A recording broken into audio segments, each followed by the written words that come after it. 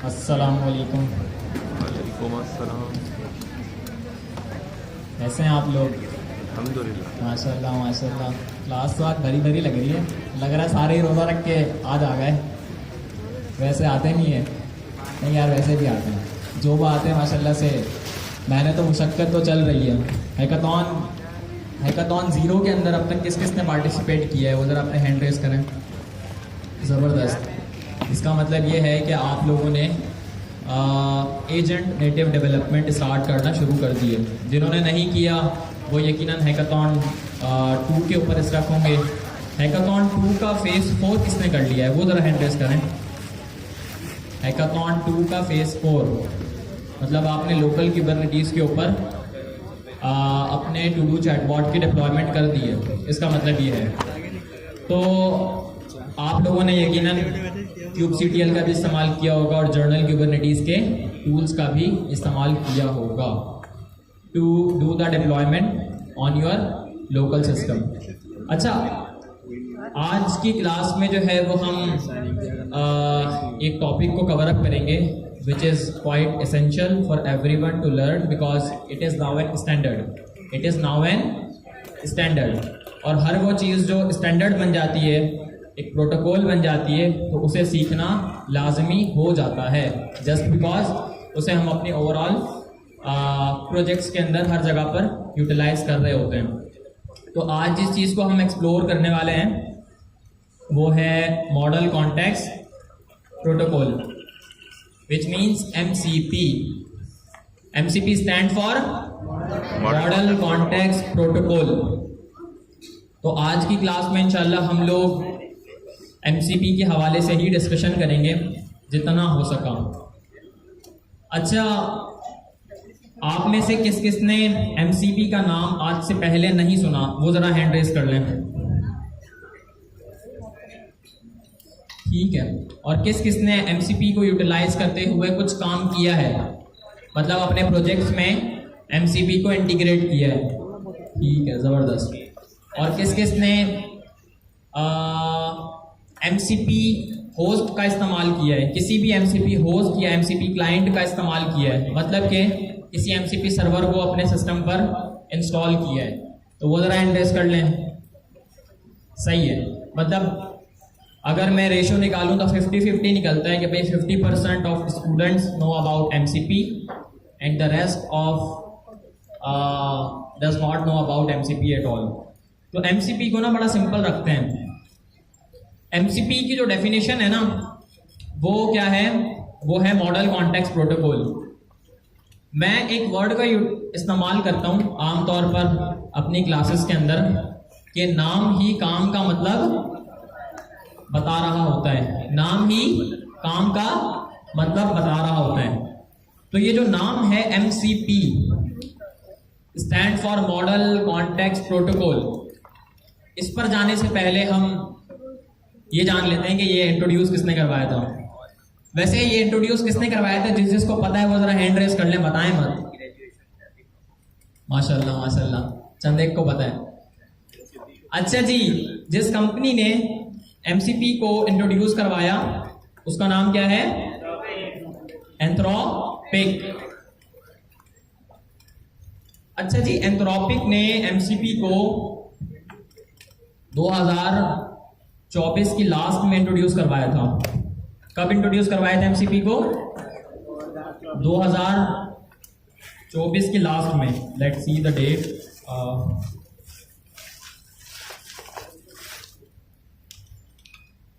Ji, it was November of 2024।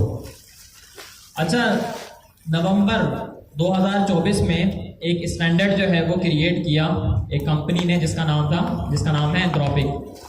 Anthropic की एक famous product है जिसका हर कोई इस्तेमाल कर रहा है। उसका नाम क्या है? क्या है? खाली क्लाउड नहीं है यार, क्लाउड कोड है। क्लाउड कोड है। क्लाउड कोड आप डेस्कटॉप की इनकी एप्लीकेशन का इस्तेमाल करते हुए भी यूटिलाइज कर सकते हैं। CLI का इस्तेमाल करते हुए भी चीज़ें बना सकते हैं। अच्छा जी, प्रॉब्लम के हवाले से जो है वो डिस्कशन कर लेते हैं कि एमसीपी को बनाने की ज़रूरत क्यों पड़ी। सीन कुछ यूं था कि 2024 से पहले या in the early days of 2024 या इन 2023 everyone wants to build AI systems और एआई चैटबॉट्स। आप एआई चैटबॉट से समझ लें समथिंग लाइक चैट जीपीटी। अब इमेजिन करें कि आप चैट जीपीटी लाइक सिस्टम बनाना चाहते हैं, आपको किन कंपोनेंट्स की ज़रूरत पड़ेगी? You will need the API. आपको एक एपीआई की नीड होगी to do the decision making part. आपको जो है वो एक क्लाइंट की नीड होगी which means creating the front end to interact with an AI assistant. आपको एक सर्वर की नीड होगी which basically process all the request that have been given by you to the client. आपको जो है वो एक अदद डेटाबेस की नीड होगी to store the data of your queries. But जब हम बात करते हैं ना एआई चैटबॉट डेवलपमेंट की, तो एआई चैटबॉट डेवलपमेंट में जो सबसे पहली और सबसे इंपॉर्टेंट चीज होती है ना, वो होती है डायनामिक कैपेबिलिटी। इसका मतलब ये है कि एक कंपनी ने जो है वो एक एआई असिस्टेंट बनाया based on their specific data. Now the thing is कि उस कंपनी का डेटा कैसे आप उस एआई असिस्टेंट के अंदर पुट करोगे? क्योंकि आपने तो जो ब्रेन है वो एक एपीआई का यूज किया है। मतलब it means you have use an AI API that act as a brain which does not know about your company. चले कोई भी लोकल कंपनी ले लें, कुछ भी ले लें, एनीथिंग लाइक दैट। कोई भी लोकल सॉफ्टवेयर हाउस, कोई भी समझें कराची में ऐसी दुकान जो फेमस हो बट इंटरनेट के ऊपर मशहूर ना हो, और वो बंदा जो है वो अपना एक एआई असिस्टेंट बनाना चाहता है, तो उसने जो है वो एक अदद एपीआई परचेज की किसी भी एआई असिस्टेंट की, ठीक है, and then they have create the client server database and ultimately they have created the application. Now the things come in के वो डेटा जो है वो कैसे अपनी एप्लीकेशन के अंदर पुट करेगा। जी बताएं अब्दुल्ला। बिल्कुल दुरुस्त कहा आपने, इनके लिए तालियां हो जाए जोरदार। Probably he knows something. He is saying कि रैग का इस्तेमाल किया जाएगा। किसका इस्तेमाल किया जाएगा? रैग का। Rag stand for retrieval augmented generation. अच्छा ये क्या है? ये एक अदद टेक्निक है। ये क्या है? ये एक अदद टेक्निक है to store all of your data in a way that AI native systems understand. मतलब ये सादा लफ्जों में कि भाई आप जो है वो अगर एक अदद एआई असिस्टेंट लेते हो, अब उस एआई असिस्टेंट को आपने स्पेसिफिक फॉर्म का डेटा देना है। वो फॉर्म का डेटा जो है वो आप कैसे दोगे? स्टैंडर्ड तो होना चाहिए ना। जब तक कोई स्टैंडर्ड नहीं होगा तब तक आप जो है वो डेटा पास नहीं कर सकते। ऐसा ही है ना। चलो 1995 में चलते हैं। 95 में जावास्क्रिप्ट क्रिएट की गई थी। 1995 में जावास्क्रिप्ट क्रिएट की गई थी। क्यों? क्योंकि एक अदद प्रोग्रामिंग का स्टैंडर्ड क्रिएट करना था। एक अदद प्रोग्रामिंग का स्टैंडर्ड क्रिएट करना था जिसका इस्तेमाल करते हुए ये तमाम तर चीज़ों की डेवलपमेंट हो। जैसे आज हम ये एक वेबसाइट देख रहे हैं, ठीक है, ये वेबसाइट देख रहे हैं, इसके पीछे जावास्क्रिप्ट ही है। ये ब्राउजर पूरा जावास्क्रिप्ट के ऊपर ही बना हुआ है। Everything that render this page have some sort of JavaScript inside it। तो स्टैंडर्ड जो है वो बना दिया। तो अब जब स्टैंडर्ड बना दिया तो चीजें आसान हो गई। तो इसी तरीके से 2023 में प्रोबेबली एक कंपनी है जिसका नाम है लैंगचेन। जिसका नाम क्या है? लैंगचेन। और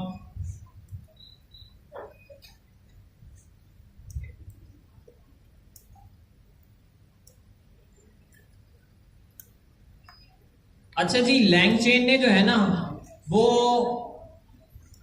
हमें स्पेसिफिक कंपोनेंट्स दिए to use the OpenAI API, to create a specific RAG system.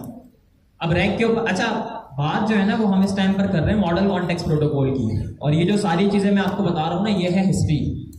And once you understand the history, once you understand the pinpoint, then you will be able to do whatever you want. क्योंकि जो हकीकत है वो हकीकत है, आप इससे मुंह नहीं मोड़ सकते. If you does not understand LangChain, if you does not understand RAG, then you will not be able to totally understand the meaning of Model Context Protocol. तो LangChain क्यों बनाई गई? LangChain बनाई गई to connect the existing APIs in systems, to connect the existing APIs. For example, OpenAI है. OpenAI ने अपनी first API जो है वो लॉन्च की थी, which was OpenAI API in early 2023 और in the last of 2022. तो वो क्या कर रहे थे कि वो अपने LLM का एक्सेस दे रहे थे, बट वही प्रॉब्लम जो है ना वो डेवलपर्स को फेस हो रही थी एट द एंड कि भाई वो अपने डेटा के ऊपर जो है वो किसी AI असिस्टेंट को ट्रेन नहीं कर सकते थे. तो LangChain ने जो है ना वो, जहाँ तक मुझे याद है, कोई 10-12 कंपोनेंट्स प्रोवाइड किए, कोई 10-12 बिल्ट इन कंपोनेंट्स प्रोवाइड किए, जिनका इस्तेमाल करते हुए हम एक अदद रैग बना सकते थे. हम एक अदद क्या बना सकते थे? रैग. अच्छा, रैग क्या है? Rag means retrieval augmented generation. मतलब कि जो भी आपका डेटा है ना वो एक खास डेटाबेस के अंदर से रिट्राइव करवाना, किसी खास डेटाबेस से आपके डेटा को रिट्राइव करवाना और उस डेटाबेस के अंदर एक खास तरीके से डेटा को इंसर्ट करवाना. ठीक है.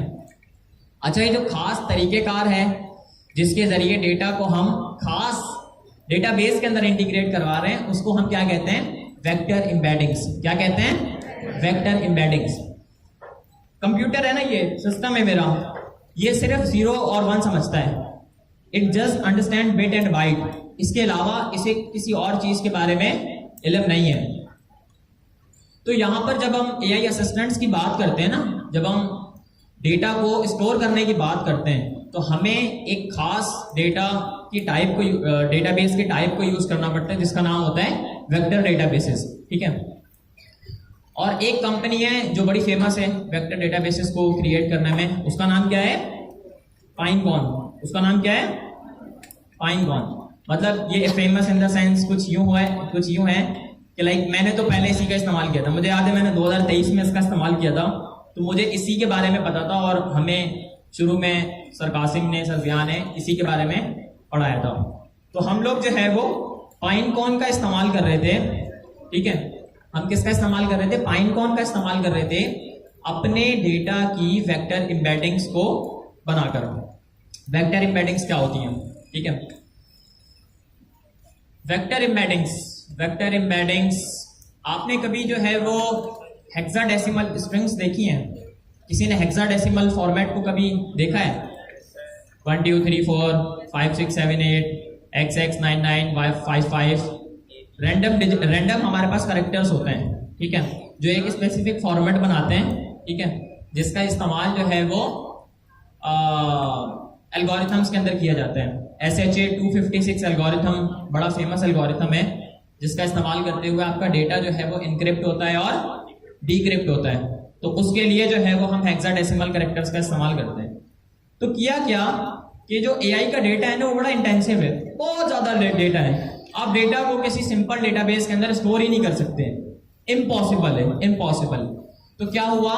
कोई आया, फॉर एग्जाम्पल पाइनकॉन आया, इन्होंने कहा कि भाई हम जो है ना वो एक अदद AI मॉडल के हिसाब से, यानी जिस हिसाब से इस AI मॉडल को बनाया गया है, हम बिल्कुल इसी के हिसाब किताब से जो है वो एक डेटाबेस बनाएंगे और हम जो है वो एक स्पेसिफिक टेक्निक बनाएंगे जिसका इस्तेमाल करते हुए हम डेटा को एक अदद डेटाबेस के अंदर स्टोर कर सकें. डेटा किसका है भाई? डेटा वही एक छोटी सी दुकान का है जो आपने अपने दिमाग में तस्वीर की होगी, जो अपना AI असिस्टेंट बनाना चाहता है.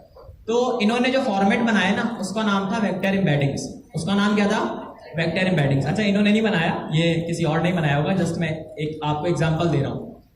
But it is a famous DB to store all of your vector embeddings. तो हुआ क्या, हमारे पास जो है ना वो एक खास किस्म का डेटाबेस आ गया. ठीक है. हमारे पास एक खास किस्म की टेक्निक आ गई. ठीक है. जब हमारे पास ये दो स्पेसिफिक चीजें आ गई ना, तो हमारे पास LangChain आ गई सेंटर में. LangChain ने कहा कि भाई ये जो चीजें फैली हुई है ना, जैसे रिएक्ट ने आकर क्या कहा था रिएक्ट जब 2013 में क्रिएट की गई, रिएक्ट ने क्या कहा था कि भाई हम आपको कंपोनेंट्स प्रोवाइड करेंगे, कंपोनेंट बेस्ड स्ट्रक्चर प्रोवाइड करेंगे। मतलब कि हम जावास्क्रिप्ट के कोड को उठाकर एक डब्बे में रखेंगे जस्ट इन केस, और उसको आप जो है वो अपने वेब पेज के ऊपर यूटिलाइज करोगे। मतलब जावास्क्रिप्ट के कोड को हम जो है वो कंपाइल करेंगे, ठीक है, एक जगह पर मिलाएंगे। तो LangChain ने कहा कि हम आपको जो है ना वो 10-12 specific AI native functions provide करेंगे, जिनका इस्तेमाल करते हुए आप क्या कर सको, आप वेक्टर डेटाबेसेस, ठीक है, आप APIs लाइक OpenAI, ठीक है, आप OpenAI की API को ले लो, ठीक है, आप वेक्टर डेटाबेसेस ले लो, और आप जो है वो LangChain के कुछ खास फीचर्स ले लो। इन 3 चीजों का इस्तेमाल करते हुए ना एक सिंपल रैक सिस्टम बना दिया, ठीक है। रैक सिस्टम नाम ही काम का मतलब डिफाइन करता है, नाम ही काम का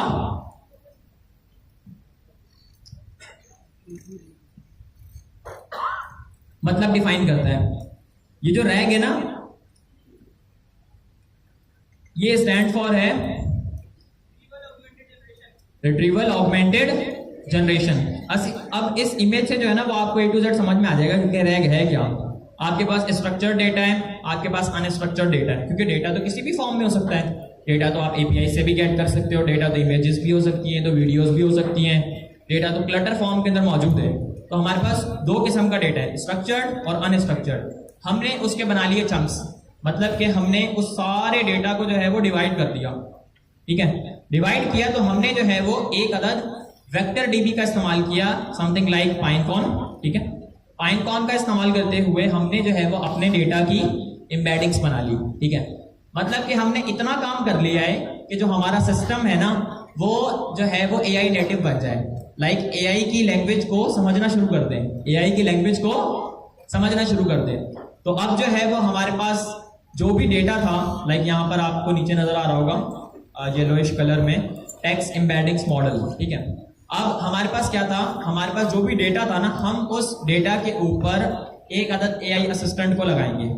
हम उस डेटा के ऊपर किसको लगाएंगे, एक अदद AI असिस्टेंट की API को लगाएंगे। किसको, फॉर एग्जाम्पल OpenAI की API को लगाएंगे। यहाँ लिखा हुआ है ना लार्ज लैंग्वेज मॉडल, आपको लास्ट में लिखा हुआ नजर आ रहा होगा। तो यहाँ पर इट इज हिडन, बट यहाँ पर लिखा हुआ है रिट्राइव चंक्स। तो हम क्या करेंगे कि हम जो रिक्वेस्ट एंड रिस्पॉन्स की साइकिल है ना उसे टैकल करेंगे with the help of a DB, with the help of a specialised DB, ठीक है। तो अब तक हमने इतना समझ लिया कि भाई LangChain आया मैदान में। LangChain ने कहा कि भाई मैं आपको जो है वो बने बनाए फंक्शन प्रोवाइड करूंगा, जैसे रिएक्ट ने आकर 2013 में कहा था, ठीक है। इन्होंने एक हमें पूरा का पूरा ना आर्किटेक्चर प्रोवाइड कर दिया, ठीक है, यानी हमें कंपोनेंट्स प्रोवाइड कर दिए जिसका इस्तेमाल करते हुए हम एक अदद रैग सिस्टम बना सकें, ठीक है। अब जब रैग सिस्टम बन गया, तो हमारे लिए कितना काम आसान हो गया कि जो भी हमारे पास एक कंपनी का डेटा था या एक शॉप का डेटा था, अब हम उस डेटा के साथ जो है वो इन द चैट लाइक वे बातचीत कर सकते हैं, इन द चैट लाइक वे बातचीत कर सकते हैं। इतना किस किस को समझ में आया वो जरा हैंड रेज करें। माशाल्लाह माशाल्लाह। सर रिपीट कर दें। चलें एक समरी क्रिएट बता देता हूँ। AI नेटिव सिस्टम्स बनाने के लिए कोई भी चीज मौजूद नहीं थी, ठीक है।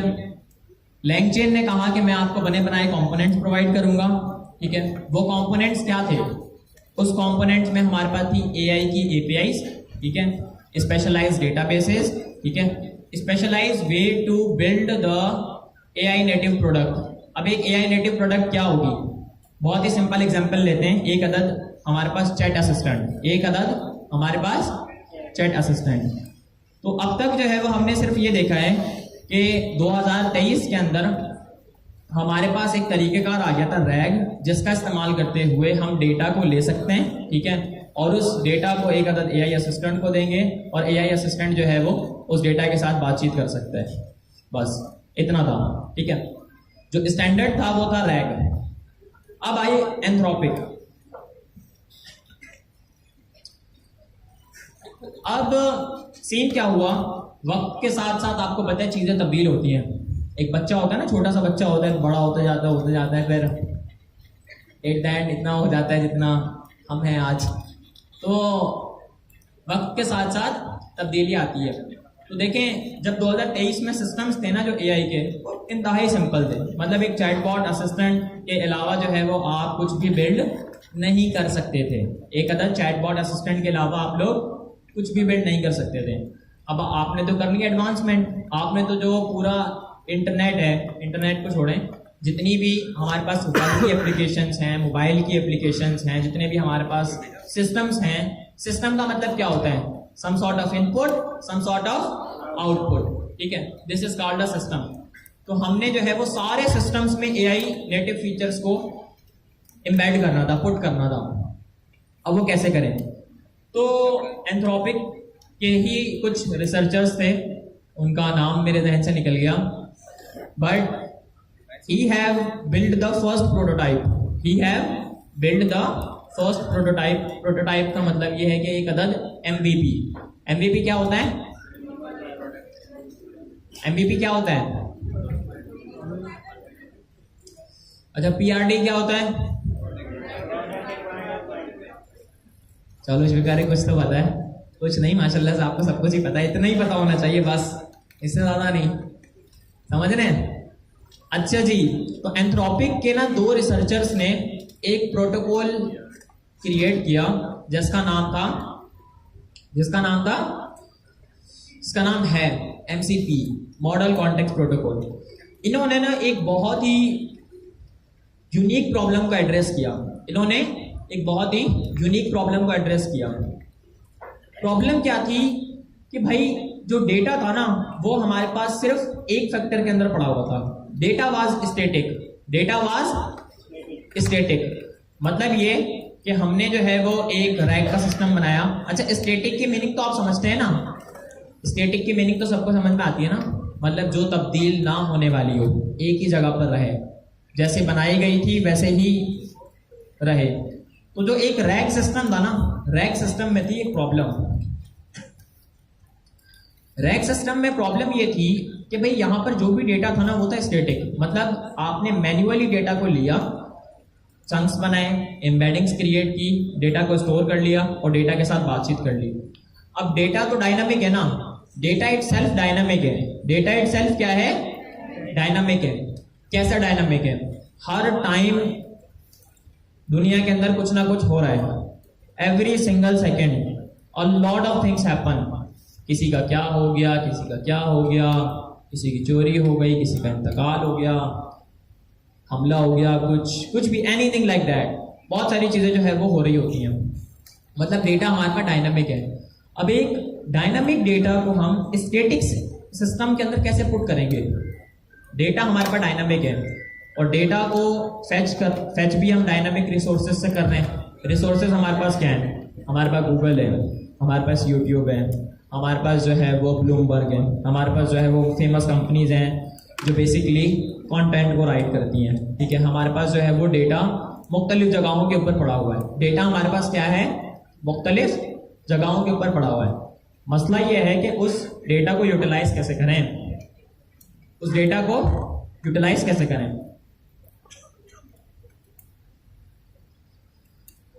डेटा को यूटिलाइज करने का ना एक स्टैंडर्ड बनाया एंथ्रोपिक ने, जिसका नाम है मॉडल कॉन्टेक्स्ट प्रोटोकॉल, ठीक है। मॉडल कॉन्टेक्स्ट प्रोटोकॉल क्या करते हैं? मॉडल कॉन्टेक्स्ट प्रोटोकॉल आपके एलएलएम को real time dynamic data provide करता है। फॉर एग्जांपल, अगर मैं बात करूं एक रैक सिस्टम की, तो मैंने जो है वो एक सिंपल स्टैटिक रैक सिस्टम बनाया। मैं जाकर जो है वो इससे पूछता हूं कि गोल्ड की क्या प्राइस चल रही है इस टाइम पर। मैंने जाकर ये पूछा कि भाई गोल्ड की इस टाइम पर क्या प्राइस चल रही है। क्या आपको इस सिस्टम के अंदर कोई ऐसे रिसोर्सेज, कोई ऐसे खास फंक्शंस नजर आ रहे हैं जो इंटरनेट के साथ बातचीत कर रहे हो? कुछ नजर आ रहा है? नहीं आ रहा ना, कुछ भी नजर नहीं आ रहा। तो इसका मतलब ये है कि भाई हम डायनामिक डेटा को एक स्टैटिक सिस्टम के अंदर नहीं गेट कर सकते। डायनामिक डेटा को गेट करने का एक तरीकेकार एंथ्रोपिक ने बनाया, which is model context protocol. मैंने क्लास के शुरू में कहा था नाम ही काम का मतलब डिफाइन करता है। मॉडल क्या है? What is the meaning of the model? LLM। एक अदद LLM। कॉन्टेक्स्ट क्या है? कॉन्टेक्स्ट के बारे में मैंने क्लास में बहुत बड़ा बताया है। Context means data. Context means data. जब भी आप AI की दुनिया में वर्ड कॉन्टेक्स्ट सुनेंगे ना, तो आपने समझ जाना है कि भाई यहाँ पर बात किसकी हो रही है? डेटा की हो रही है। हाँ, कॉन्टेक्स्ट का मतलब बैकग्राउंड इंफॉर्मेशन भी होता है, but not in the world of AI। Like in the external world आप जो है वो कह सकते हैं कि भाई पाकिस्तान इंडिया से जो है वो मैच क्यों हारा था, इसका जरा कॉन्टेक्स्ट बता दे मुझे। तो सबको पता है क्यों हारा था, हमारी क्लास भी जाया हो गई इस चक्कर में। कौन कौन आया था यहाँ पर मैच देखने के लिए? कोई भी नहीं आया था? एक दो, शर्म के मारे हाथ नहीं उठा रहे हो यकीनन। 3। भाई मैं भी नहीं आया था। मैं पहले ही समझ गया था कि हालात जो है ना बहुत बुरे हैं, बट इस वजह से नहीं आया था कि आकर क्या करना था। जब मैच हम घर से भी देख सकते हैं, यहाँ पे आकर मैच ही देखना था ना। और अगर हमारी टीम जो है वो थोड़ी स्ट्रांग होती तो शायद जो है वो फिर कुछ हो जाता। चले, खैर है, मन नसीब की बात है, पाकिस्तान मैच नहीं जीत रहा कोई। मैं देखते हुए आ रहा हूँ, लाइक स्पेसिफिकली इंडिया के कॉन्टेक्स्ट में जो है वो यहाँ पर बातचीत हो रही है। पिछले जितने भी T20 वर्ल्ड कप्स हुए हैं, मैंने पढ़ा कि शायद 5% पाकिस्तान जीता है, 95% जो है ना वो इंडिया जीता है। एक ही मैच जीता है ना, 18 वर्ल्ड कप हुए शायद, मुझे तो इतना ही पता है, शायद 18 हुए हैं और 17 जो है वो इंडिया जीता है, एक पाकिस्तान जीता है T20। तो खैर जो भी है, हम बात कर रहे थे कॉन्टेक्स्ट की। तो पाकिस्तान इंडिया से मैच हारा, इसका कॉन्टेक्स्ट ये जो है वो एक एक्सटर्नल वर्ल्ड की बात है। जब हम AI की दुनिया की बात करेंगे ना, तो यहाँ पर जो है वो इसका मतलब हो जाएगा डेटा। ठीक है, कॉन्टेक्स्ट का मतलब हो जाएगा डेटा। डेटा हमेशा जो है ना वो हमारे पास 2 फॉर्मेट के अंदर मौजूद होता है, जैसे इस डायग्राम में भी आपको नजर आ रहा है। एक हमारे पास स्ट्रक्चर्ड डेटा होता है और एक हमारे पास अनस्ट्रक्चर्ड डेटा होता है। What is the meaning of structured and unstructured data, कोई बताएगा? और हैंड रेज करें जी।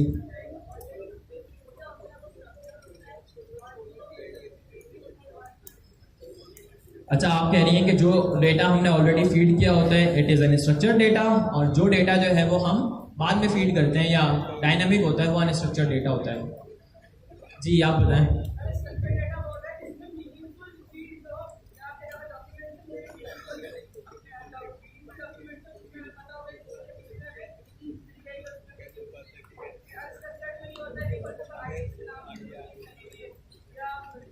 की वैल्यू पेयर होता है ना स्ट्रक्चर्ड डेटा। यार आप यहाँ पर आकर सबको बताएं, आ जाए यहाँ पर, आ जाए स्टेज पर, आ जाए, सबको बताएं स्ट्रक्चर्ड और अनस्ट्रक्चर्ड डेटा क्या होता है। बड़ा ज़बरदस्त बताया इन्होंने, मैं खुद इस वजह से नहीं बता रहा कि he want to deserve to explain it, तो मौका देना चाहिए सबको।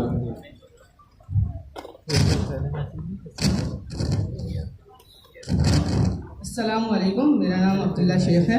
और स्ट्रक्चर्ड डेटा हम उसको कहते हैं कि फॉर एग्जांपल हमने अपना टाइप स्क्रिप्ट में जब पढ़ा था और पाइथन में भी हमने पढ़ा था टाइप्स के बारे में, तो उसमें जैसे हमने स्ट्रक्चर डिफाइन पहले से कर लिए थे कि हमारे स्ट्रक्चर्स हैं, ऐसे ही कोई भी डेटा फॉर एग्जांपल डॉक्यूमेंट्स है, उसमें आपके पास मीनिंगफुल नेम्स हैं, तो आपको पता होता है यार यहाँ पे ये चीज़ है, यहाँ पे ये चीज़ है। फॉर एग्जांपल मोबाइल है, उसमें फोल्डर्स हैं, तो हमें पता है यहाँ पे ये चीज़ है, वो चीज़ है। लेकिन अनस्ट्रक्चर्ड उसे कहेंगे कि बस डाल दिया, फीड कर दिया उसके अंदर, हमें पता नहीं है कौन सी चीज़ कहाँ पर और कौन सी चीज़ कहाँ पर नहीं है। और इसी तरह हमने कोई जेसन अगर भेजा है तो हमें पता नहीं है कि हमारे पास फ्रंट एंड से बैक एंड का जेसन किस स्ट्रक्चर में है, किस स्ट्रक्चर में नहीं है। इसी तरह हमारे पास डाटा में भी ये चीज़ होती है, और हमारा जेसन सारा डाटा है तकरीबन। अच्छा भाई, अब्दुल्ला कह रहे हैं कि स्ट्रक्चर्ड डेटा वो होता है पूरा ही देता है जिसके अंदर हमारे पास मीनिंगफुल डेटा पड़ा हुआ हो। अनस्ट्रक्चर्ड डेटा वो होता है जो डेटा क्लटर्ड फॉर्म के अंदर मौजूद हो। ठीक है। अच्छा, अनस्ट्रक्चर्ड डेटा जो होता है ना उसके अंदर सब कुछ आ जाता है। ठीक है, डेटा की तो फॉर्म्स मल्टीपल हैं। डेटा तो हमारे पास टेक्सुअल फॉर्मेट में भी पड़ा हुआ है, हमारे पास जो है वो इमेजेस के ऑब्जेक्ट्स के फॉर्मेट में भी पड़ा हुआ है, फिर ऑब्जेक्ट्स के अंदर इमेजेस भी आ जाती हैं, वीडियोस भी आ जाती हैं, और ऑडियो भी आ जाती है, ठीक है, और हमारे पास जो है वो PDF भी आ जाते हैं, एंड हमारे पास जो है वो माइक्रोसॉफ्ट के वर्ड के डॉक्यूमेंट भी आ जाते हैं। यानी हमारे पास जो है वो डेटा मुख्तलिफ फॉर्म्स के अंदर पड़ा हुआ है। तो वो डेटा जो क्लटर्ड डेटा हो ना, वो हमारे पास अनस्ट्रक्चर्ड डेटा होता है, और वो डेटा जो एक स्पेसिफिक फॉर्मेट के अंदर मौजूद हो वो हमारे पास स्ट्रक्चर्ड डेटा होता है। तो हम लोग बात कर रहे थे डेटा की। डेटा आप लोगों को समझ में आ गया, ठीक है, डेटा समझ में आ गया, तो इसका मतलब आपको ये जो वर्ड है कॉन्टेक्स्ट, इसकी मीनिंग भी समझ में आ गई होगी कि हमारे पास जो डेटा है वो स्ट्रक्चर्ड फॉर्मेट के अंदर भी हो सकता है और अनस्ट्रक्चर्ड फॉर्मेट के अंदर भी हो सकता है। और ये हम इंटरनेट की किसी भी स्पेसिफिक रिसोर्स से उठा सकते हैं। डेटा को हम इंटरनेट की किसी भी स्पेसिफिक रिसोर्स से उठा सकते हैं। जैसे थोड़ी देर पहले मैंने बात की कि अगर मेरा एक सिंपल चैटबॉट होता जो मैंने रैग का इस्तेमाल करते हुए बनाया होता, और मैं उससे पूछता कि आज जो है वो गोल्ड की प्राइस क्या है, तो बताता वो? नहीं बताता, because it does not have the resources, it does not have the real time resources to connect with the external system and protocol. Protocol का क्या मतलब होता है? What is the meaning of protocol? Set of rules. किसने कहा है जी? Set of rules. और address, HTTP address? No, it's not an protocol जी। तरीका जी, अब तक एक डेफिनेशन अच्छी आई है, सेट ऑफ रूल्स जी। और कोई बताएगा what is the meaning of the protocol? जी, प्योरिटी, सिक्योरिटी। सिक्योरिटी प्रोटोकॉल में कहां से आ गई? अच्छा, वो प्रोटोकॉल आप ये वाली सिक्योरिटी से? अबे भाई, ये वो वाली प्रोटोकॉल नहीं है जो आमतौर पर हर सियासतदान को मिलती है, हर एक बटेरे को मिलती है। वो वाला सीन नहीं है, ये AI की प्रोटोकॉल की बात हो रही है। किसी भी काम करने का तरीका। बाउंड्री भी कहा किसी ने, रूल्स एंड रेगुलेशंस भी कहा। तो हम इसे जो है वो कुछ यूं कह देते हैं कि भाई प्रोटोकॉल जो है वो क्या है? Protocol it is an standard way which have some specific rules to do some sort of stuff, to do some sort of executions. बस इतना समझे। जो मैं हल्की फुल्की इंग्लिश बोल लेता हूँ, टूटी फूटी सी, समझ में आ जाती है आपको? बाद में ट्रांसलेट करनी पड़ती है। चले, ये काम फिर आप खुद कर लेना, इतना टाइम का है। अच्छा जी, क्या कह रहे हैं? कोई कुछ कह रहे हैं कि हंस भी रहे बहुत से लोग, यानी कुछ अच्छी बात निकली है। अच्छा जी, हंसते रहे यार, वैसे ही जिंदगी में दुख कम है। हंसते रहें, मुस्कुराते रहें, और ऐसे ही हमेशा खुशहाल रहें। अपने खर्चे में आप लोगों के लिए खूब दुआएं करता हूँ। आप लोग करते हैं मेरे लिए दुआएं? मुझे तो नहीं लगता करते हैं। चलें, बेशक अल्लाह को ही पता है कि कौन दुआएं करते हैं। जी, क्या कह रहे हैं?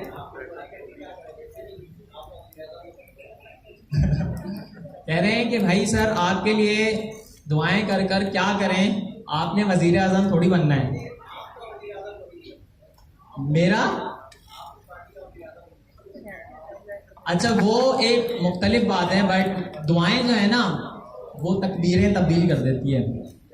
Like literally I have seen people who have nothing, जिंदगी में कुछ भी नहीं था, कुछ भी नहीं, दुआओं ने जो है वो ऐसे जिंदगी को पलटा कि अल्लाह ने इज्जत भी दे दी, दौलत भी दे दी, शोहरत भी दे दिए, मामला जिंदगी में भी आसानी आना शुरू हो गई। तो दुआएं जो है वो बड़े काम कर देते हैं। दुआ, सदका खैरात, ये तमाम तर चीजें जो है ना वो मामला बेहतर कर देती हैं। तो हम दुआ पे कैसे आए थे? क्यों आए थे हम दुआ के ऊपर? जी, प्रोटोकॉल से। अच्छा, प्रोटोकॉल क्या है? ये एक सेट ऑफ रूल्स है। सेट ऑफ रूल्स क्या होते हैं कि भाई तरीकेकार बताया हुआ है। तरीकेकार क्या बताया हुआ है कि भाई ये एक स्पेसिफिक फॉर्मेट है, इस फॉर्मेट के लिए जो इनपुट जाएगा ना वो इनपुट सिर्फ इस तरीके का होना चाहिए, और जो आउटपुट इस स्पेसिफिक फॉर्मेट से निकलेगा वो इस स्पेसिफिक तरीके का होना चाहिए। तो प्रोटोकॉल क्या है? सेट ऑफ रूल्स हैं, ठीक है। अब अगर हम इन 3 वर्ड्स की मीनिंग को मिलाएं तो क्या मीनिंग बनेगी मॉडल कॉन्टेक्स्ट प्रोटोकॉल की? तो बंदा यहां पर आकर बताना चाहेगा? कोई भी आ जाए, कोई भी आ जाए जी। आप तो आ गए ना, कोई और आना चाहता है जो इन 3 वर्ड्स की मीनिंग को कंबाइन कर कर यहां पर आकर स्टेज पर सबको बताए जी? रोजा लग रहा है क्या यार?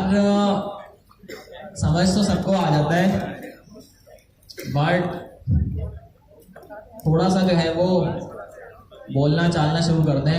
ऐसे ही चुप रहेंगे ना वो आपसे आगे जो है वो हजारों निकल जाएंगे, आपसे आगे हजारों निकल जाएंगे। बोलना पड़ेगा, आवाज़ तो उठानी पड़ेगी, समझ रहे हैं?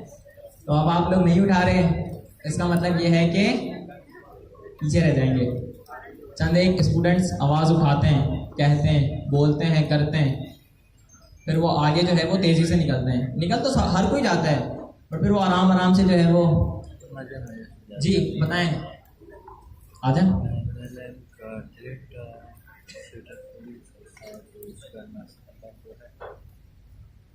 आज माशाल्लाह से चौथा रोज़ा है, रमज़ान का बाबरकत महीना है, रहमत वाला अशरा है। यकीनन सबका पुरसुकून ही जा रहा होगा, ऐसा ही है ना? सुकून मिल रहा है, रमज़ान में रोज़े रख रहे हैं, माशाल्लाह से खूब इबादतें कर रहे हैं। एक अलग ही मज़ा है रमज़ान का और शुक्र है हर साल आता है, नहीं तो भाई सभी गुनाहगार हैं। Like literally it does not stop. Ramzan आता है ना तो थोड़ी एक शर्म और एक हया जो है वो रहती है एक इंसान में, मुसलमान में ख़ास कर, तो कि भाई हमने जो है वो क्या चीज़ें करनी है, क्या चीज़ें नहीं करनी, तो अल्लाह ताला से कनेक्ट हो जाते हैं हम सब लोग जी। What is the meaning of these 3 words model context protocol?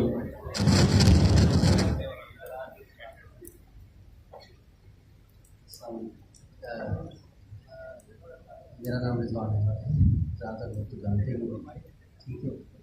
और मॉडल कॉन्टेक्स्ट प्रोटोकॉल की बात हो रही है तो MCP जो है ना, ये एक एंथ्रोपिक ने स्टैंडर्ड जो है सर ने बनाया, जिस तरीके से कि 2024 नवंबर में जारी किया था या कह रहे कि इसको इशू किया था कि किस तरीके से जो है ना AI एप्लीकेशंस जो है वो डेटाबेस से कनेक्ट करेंगी। तो ये उन्होंने एक रूल्स एंड रेगुलेशंस की तरह जो है ना बना दिया था। इसको सिंपल वर्ड्स के अंदर आप समझने के मॉडल कॉन्टेक्स्ट प्रोटोकॉल यानी एक ऐसा सिस्टम जो कि AI एप्लीकेशंस की को जो है डेटाबेसिस से आपस में बात करने का जो है वो स्टैंडर्ड जो है बयान करता है। बेहतरीन, तालियां वालियां भूल जाएंगे आप लोग। अच्छा जी, इन्होंने 50% सही बताया, डेटाबेस तो बिल्कुल दुरुस्त कहा, बट मॉडल कॉन्टेक्स्ट प्रोटोकॉल सिर्फ डेटाबेसेस से बातचीत करने के लिए इस्तेमाल नहीं की जाती। इसकी एक छोटी सी मीनिंग मैं आपको बताता हूँ।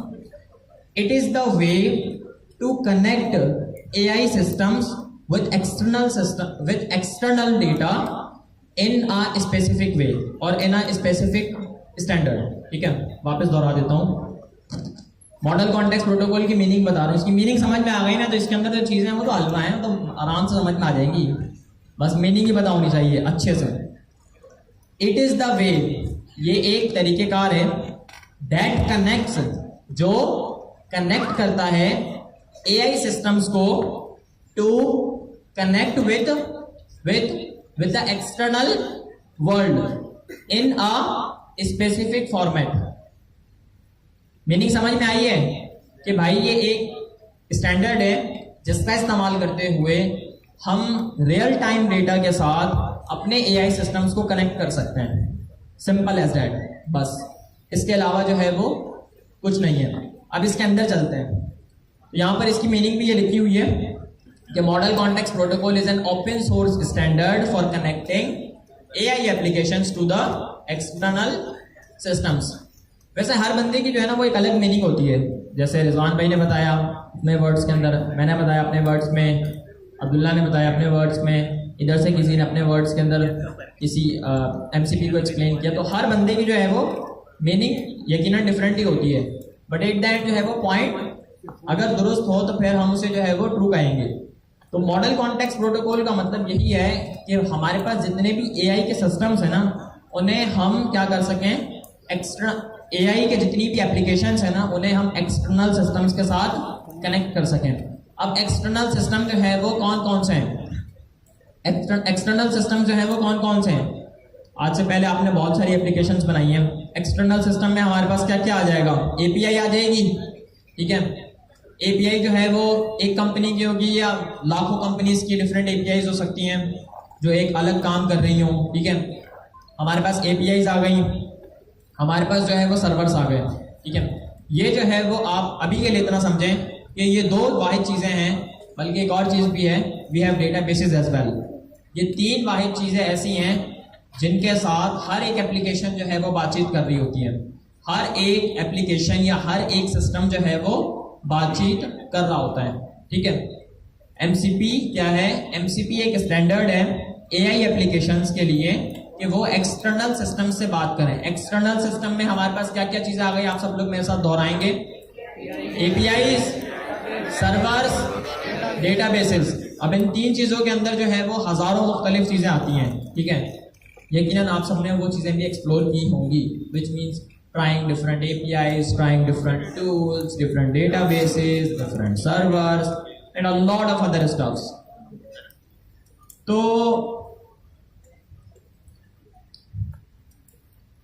अच्छा, यहाँ एक बड़ी ज़बरदस्त एग्जांपल भी दी हुई है, इससे तो और आपको क्लैरिटी मिल जाएगी।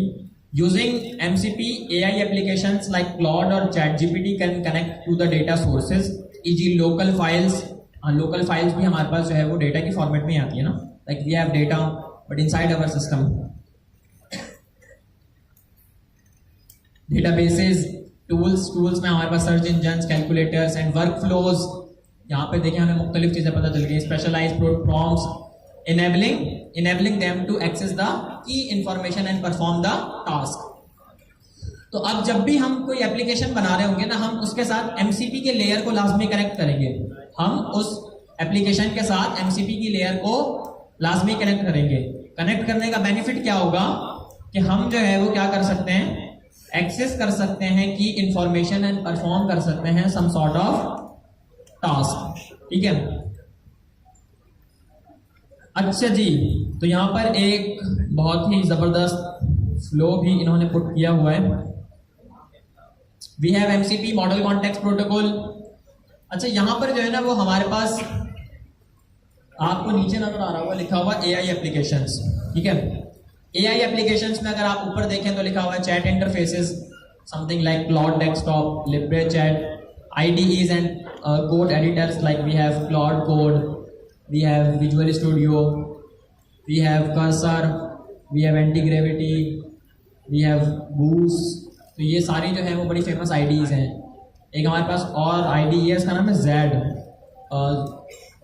है, हाँ ZED शायद उसका नाम है, वो भी बड़ी फेमस है, एंटरप्राइज उसे यूज़ करती हैं। And other AI applications, fire, super interface. मतलब एट द एंड जो है वो यहाँ पर ये लिखा हुआ है कि भाई we have different AI applications, ठीक है। अब ये जो एआई एप्लीकेशंस है ना, ये पे अब हम एमसीपी के अंदर जा रहे हैं। अब एमसीपी के जो डिफरेंट कंपोनेंट्स हैं ना, अब उनको समझने की कोशिश कर रहे हैं।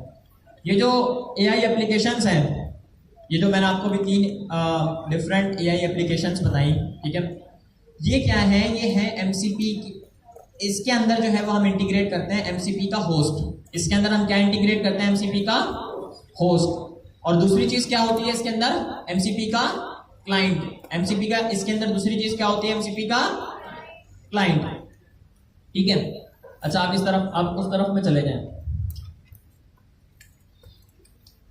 अच्छा जी, यहाँ पर अगर आप टॉप पर देखें तो we have data and file systems like Postgres, SQL, SQLite, Google Drive. We have development tools like Git, Sentry etcetera. We have productivity tools like Slack, Google Map etcetera. तो ये क्या है? नीचे क्या लिखा हुआ है कि डेटा सोर्सेज एंड टूल्स। ये हमारे पास है एक्सटर्नल सिस्टम्स। ये क्या है हमारे पास? External systems. ये क्या है हमारे पास? ये है हमारे पास वो एप्लीकेशंस एआई की जिसका आमतौर पर हम इस्तेमाल कर रहे होते हैं। एआई IDE का आप लोग डेली बेसिस के ऊपर इस्तेमाल करते हैं ना, ChatGPT का डेली बेसिस के ऊपर आप इस्तेमाल करते हैं ना। तो ये सारे जो है वो हमारे पास इंटरफेसेस हो गए। वो इंटरफेसेस जो एआई नेटिव हो, वो इंटरफेसेस जो एआई नेटिव हो, मतलब कि उसके अंदर हमने एआई की लेयर को इंटीग्रेट किया हुआ हो, ठीक है। तो इस सेंटर में आ गया हमारे पास एमसीपी। तो एमसीपी क्या करता है, एमसीपी जो है वो इस वाली साइड को इस वाली साइड से कनेक्ट करता है। मतलब कि इस तरफ में मेरे राइट हैंड साइड पर आपको क्या नजर आ रहा है, मेरे बैक पर क्या है, हमारे पास एआई की एप्लीकेशंस है। एआई की एप्लीकेशंस को एक्सटर्नल सिस्टम्स के साथ कनेक्ट करने में हमारी मदद कौन करता है, एमसीपी, ठीक है। अच्छा जी,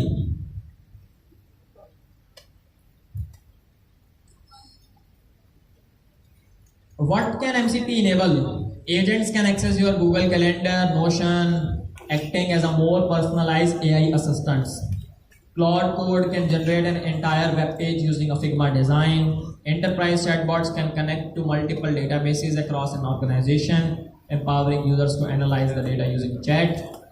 AI models can create 3D designs on Blender and print them out using a 3D printer. तो यहाँ पर जो है ना वो एक वर्ड हमारे पास आ गया है। अब उस वर्ड को समझने की ज़रूरत है, क्योंकि एमसीपी जो है ना वो उस चीज़ के साथ ही सबसे ज़्यादा इस्तेमाल हो रहा है आजकल। शुरू में एक चीज़ लिखी हुई है जिसका नाम है एजेंट्स। क्या नाम है, agents. What is the meaning of agents जी? एक्शन परफॉर्म करने वाला। आपका नाम क्या है? शुएब भाई ने कहा कि भाई एक्शन परफॉर्म करने वाली चीजें या एक्शन परफॉर्म करने वाले स्पेसिफिक सिस्टम्स, ठीक है। एक्शन वर्ड आ गया हमारे पास। और कोई बताए एजेंट्स क्या होते हैं जी? एक मिनट एक एक करके चलते हैं जी। ऐसा एआई सिस्टम जो खुद डिसीजन ले सकता हो जी। LLM विद टूल्स, LLM के साथ कुछ टूल्स। इन्होंने कहा ऐसा AI जो खुद डिसीजंस ले सकता हो। इन्होंने कहा कि भाई taking actions on the behalf of users, AI employ, ठीक है, बिल्कुल ठीक कहा आपने जी। और इधर से कोई कुछ कह रहा था जी। स्मार्ट जी कह रही हैं कि भाई smart helpers that can take decision और दैट कैन मेक डिसीजंस, ठीक है। कोई और बताएं इस तरफ से जी।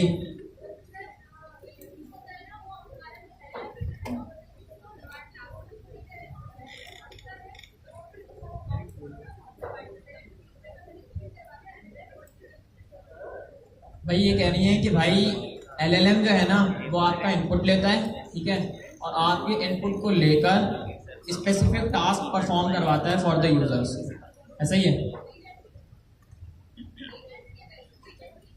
जी। एजेंट जो है वो सेंटर में एज अ ब्रिज काम कर रहा होता है between the users and the AI systems, between the users and the AI systems. इस तरफ में हमारे पास एआई सिस्टम्स हैं, ठीक है। इस तरफ में जो है वो हमारे पास क्या है, यूजर्स हैं, ठीक है। ये एआई सिस्टम है, ये यूजर है। सेंटर में हमारे पास एजेंट्स हैं। With the help of agents हम क्या कर सकते हैं, हम एक्शंस परफॉर्म कर सकते हैं on the behalf of user, ठीक है। वो एक्शन जो है वो डायनामिक भी हो सकते हैं, वो एक्शन जो है वो यूजर के पर्सपेक्टिव से भी हो सकते हैं। To do some action with the help of these AI systems, ठीक है। कोई और बताए? आप सबने बिल्कुल दुरुस्त बताया है एजेंट की मीनिंग को जी। कोई और?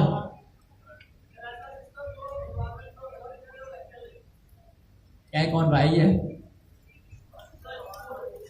कहां से आवाज आ रही है भाई? ये लास्ट में बिल्कुल माशाल्लाह जी। बताएं भाई, आप ही की तो कमी थी, बताएं।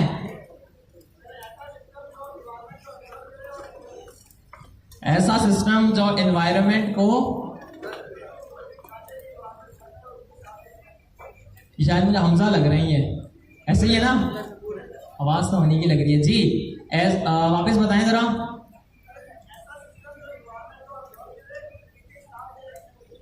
ठीक है, ऐसा सिस्टम जो एनवायरनमेंट को नोट करे और उसके हिसाब से एक्शन ले। ठीक है, बिल्कुल जबरदस्त।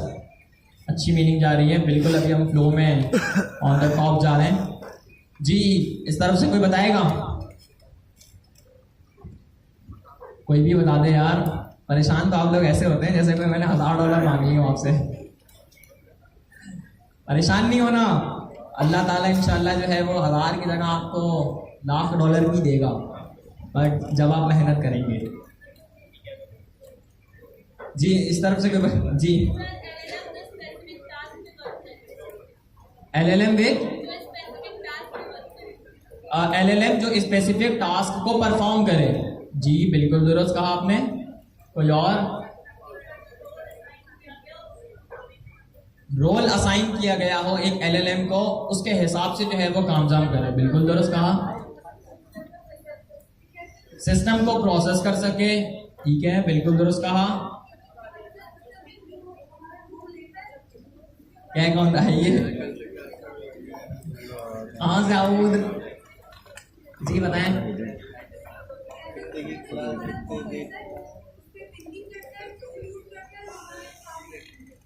ऐसा सिस्टम जो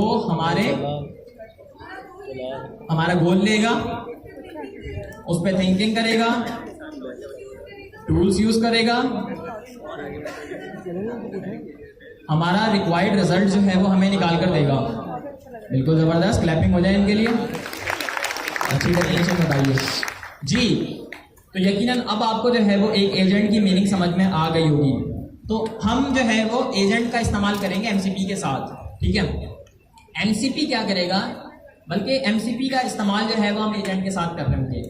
कैसे कि जो हमारा ये एमसीपी होगा ना, एमसीपी हर एक एप्लीकेशन जिसके अंदर जो है वो एमसीपी इंटीग्रेटेड होगा, वो एक एजेंट नेटिव एप्लीकेशन बन जाएगी। वो क्या बन जाएगी? एक अदद एजेंट नेटिव एप्लीकेशन। नेटिव का मतलब क्या होता है? What is the meaning of native? वो बताएगा? मकामी। मकामी। क्या कहा आपने? मकामी। मकामी जी। कोई और? अबाई। नेटिव। Native language. हमारी नेटिव लैंग्वेज क्या है? उर्दू। ऐसा ही है, ठीक है। दूसरी लैंग्वेज? कोई कह रहा है सिंधी, कोई कह रहा है पंजाबी। सिंधी कौन कौन है? जरा हैंड रेस करें। माशाल्लाह माशाल्लाह। वो बोला आज सिंधी में क्लास है क्या? कल बलोची में ले लें।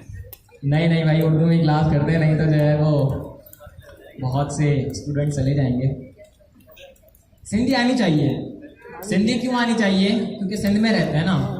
देखिए सिंध में रहते हैं, अगर आपको सिंधी नहीं आती तो फिर आपको क्या आता है? पंजाब में कोई बंदा पंजाबी बोल रहा होगा तो उसको बड़ी अहमियत दी जाती है। आप यकीन नहीं करेंगे, like literally everyone in Punjab, हर बंदा पंजाब में जो है वो पंजाबी में बातचीत करता है। मोस्टली सराइकी में बात करते हैं, पंजाबी में बातचीत कर रहे होते हैं। और अगर सिंध में कोई बंदा सिंधी बात कर रहा हो तो ऐसा जो है वो बिहेवियर जा रहा होता है कि जैसे ये कोई बेवकूफ़ है, इसे जो है वो अक्ल शऊर नहीं है। Like literally I have seen people around me who are talking in Sindhi and the other people looks like भाई ये पता नहीं कहाँ से आ गया। तो ऐसा नहीं है, बिल्कुल भी नहीं है, लिटरली बिल्कुल भी नहीं है। Like I have a lot of Sindhi friends who are very professionals in their fields. Some are doctors, some are learning and doing a lot of great things. तो ये जो वो है ना, क्या बोलते हैं हम इसको, परसेप्शन, इसे मुकम्मल तौर पर ख़त्म होना चाहिए।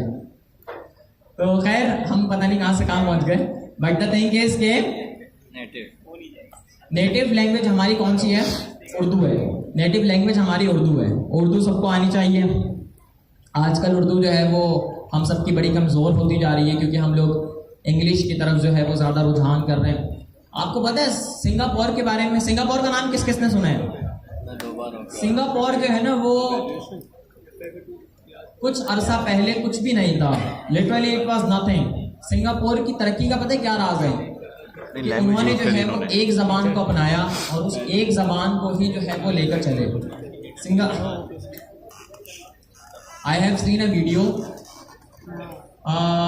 जिसमें बता रहे थे कि सिंगापुर की तरक्की का राज ये था कि like they are very native when they spoke their language. ठीक है, तो जब एक जबान होती है ना तो एक बात होती है, ऐसे ही होता है ना, बात समझ में आ रही हो, समझ में जब बात आ रही होती है तो फिर चीज़ें जो है वो तेजी से आगे बढ़ती हैं। खैर, जब एजेंट नेटिव सिस्टम्स की बात कर रहे हैं ना, तो एजेंट नेटिव सिस्टम मतलब ऐसे सिस्टम्स जिनके अंदर वो स्पेसिफिक क्वालिटीज हों जो उस पूरे के पूरे सिस्टम को हर एक काम करने के काबिल बना सकें। फॉर एग्जांपल, हमारे पास जो है वो एक सिंपल चैट असिस्टेंट है, वो तस्वीरें भी बना सकता है, वो इमेजेस भी बना सकता है, वो वीडियोस भी बना सकता है, वो ऑडियो भी जनरेट कर सकता है, वो टेक्स्ट भी जनरेट कर सकता है। ठीक है, वो आपको रियल टाइम प्राइस भी बता सकता है। ठीक है, वो आपके लोकल सिस्टम के अंदर डेटा को स्टोर भी कर सकता है, लोकल सिस्टम से डेटा को उठा भी सकता है, एक्सटर्नल किसी भी एपीआई से, किसी भी सर्वर से, किसी भी डेटाबेस से जो है वो कनेक्शन क्रिएट कर सकता है। तो वो तमाम तर चीज़ें जो हैं वो किसकी मदद से परफॉर्म होंगी? वो परफॉर्म होंगी हमारे पास एमसीपी की मदद से। ठीक है, अब एमसीपी हमें वो कौन कौन सी चीज़ें प्रोवाइड करते हैं जिसकी मदद से ये तमाम तर चीज़ें परफॉर्म होंगी? अब उसकी तरफ चलते हैं। मतलब हम जो है वो एजेंट नेटिव डेवलपमेंट कर रहे होंगे, या दूसरे लफ्जों में अगर सादा लफ्जों में किसी को एक्सप्लेन करना तो हम एआई नेटिव डेवलपमेंट कर रहे होंगे। एआई नेटिव डेवलपमेंट में एमसीपी का बड़ा किरदार है, क्योंकि ये हमें एक्सटर्नल सिस्टम से बातचीत करने में मदद करता है। जी, आप कुछ पूछ रहे थे?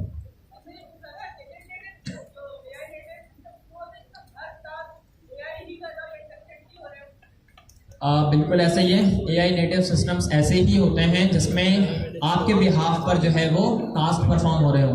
क्लाउड कोड का किसी ने अगर इस्तेमाल किया हो ना तो वो एक परफेक्ट एग्जांपल है एक एआई नेटिव सिस्टम की। तो क्लाउड कोड क्या करता है? वो बेसिकली बैच का इस्तेमाल करता है। ठीक है, वो पावरशेल का इस्तेमाल करता है to create the files, to read from the files, to delete the files and to update the files in the local system. तो it is a very good example to understand the agents। like कभी आपने cloud code का इस्तेमाल किया हो, आपने यकीनन note किया होगा कि वो आपकी पूरे सिस्टम से बातचीत कर रहा होता है, आपके पूरे ऑपरेटिंग सिस्टम से बातचीत कर रहा होता है। अगर आप अपने क्लाउड की एआई असिस्टेंट से पूछे ना कि भाई मुझे ये बताओ कि मेरी सी ड्राइव, मेरी डी ड्राइव, मेरी ई ड्राइव, इनके अंदर जो है वो कितने डेटा की फाइल्स पड़ी हुई हैं, कौन कौन सी फाइल पड़ी हुई हैं, इमेजेस कितनी हैं, वीडियोस कितनी हैं, वो सारी चीज़ें जो है वो आपको सारी कैलकुलेशंस परफॉर्म कर दे देगा, क्योंकि इट हैव द टूल्स। चलें कंटिन्यू करते हैं। Why does MCP matter? Developers, AI applications और agents and users। अच्छा जी, तो यहाँ पर हमारे पास जो है वो दो चीज़ें हमारे सामने आ गई। एक चीज़ छुप गई। जी जी सर, कब सही होगा ये? चलो एक मिनट, इसका कुछ करते हैं। अब तो नजर आ रहा होगा।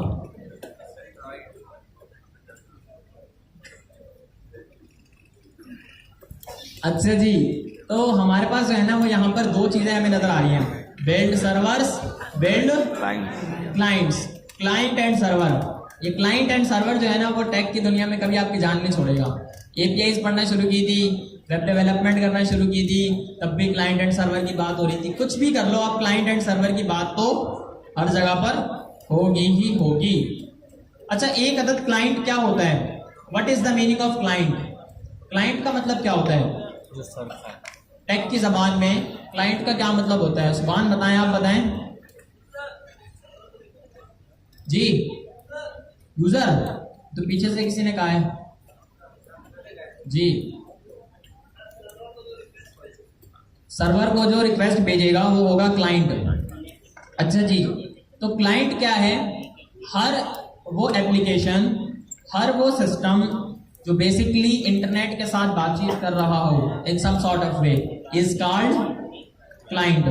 ठीक है, अब ये जो मेरा डेस्कटॉप है ना, ये जो मेरा सिस्टम है, ये जो मेरे पास लैपटॉप है ना, ये मेरा एक अदद क्लाइंट है। ठीक है, ये क्लाइंट क्या कर रहा है? ये क्लाइंट जो है वो सर्वर से बातचीत करने के लिए बनाया गया है। इसे दूसरे लफ्ज में एक्सप्लेन करता हूँ।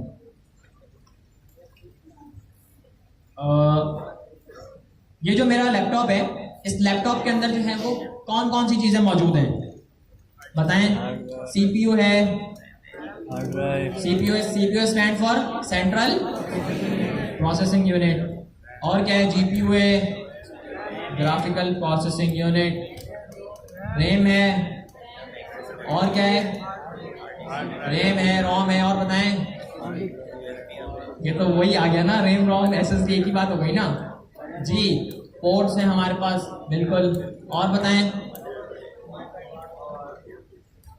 पोर्ट आ गया हमारे पास, कार्ड हो गए, चिप्स हो गई स्पेसिफिक, ठीक है।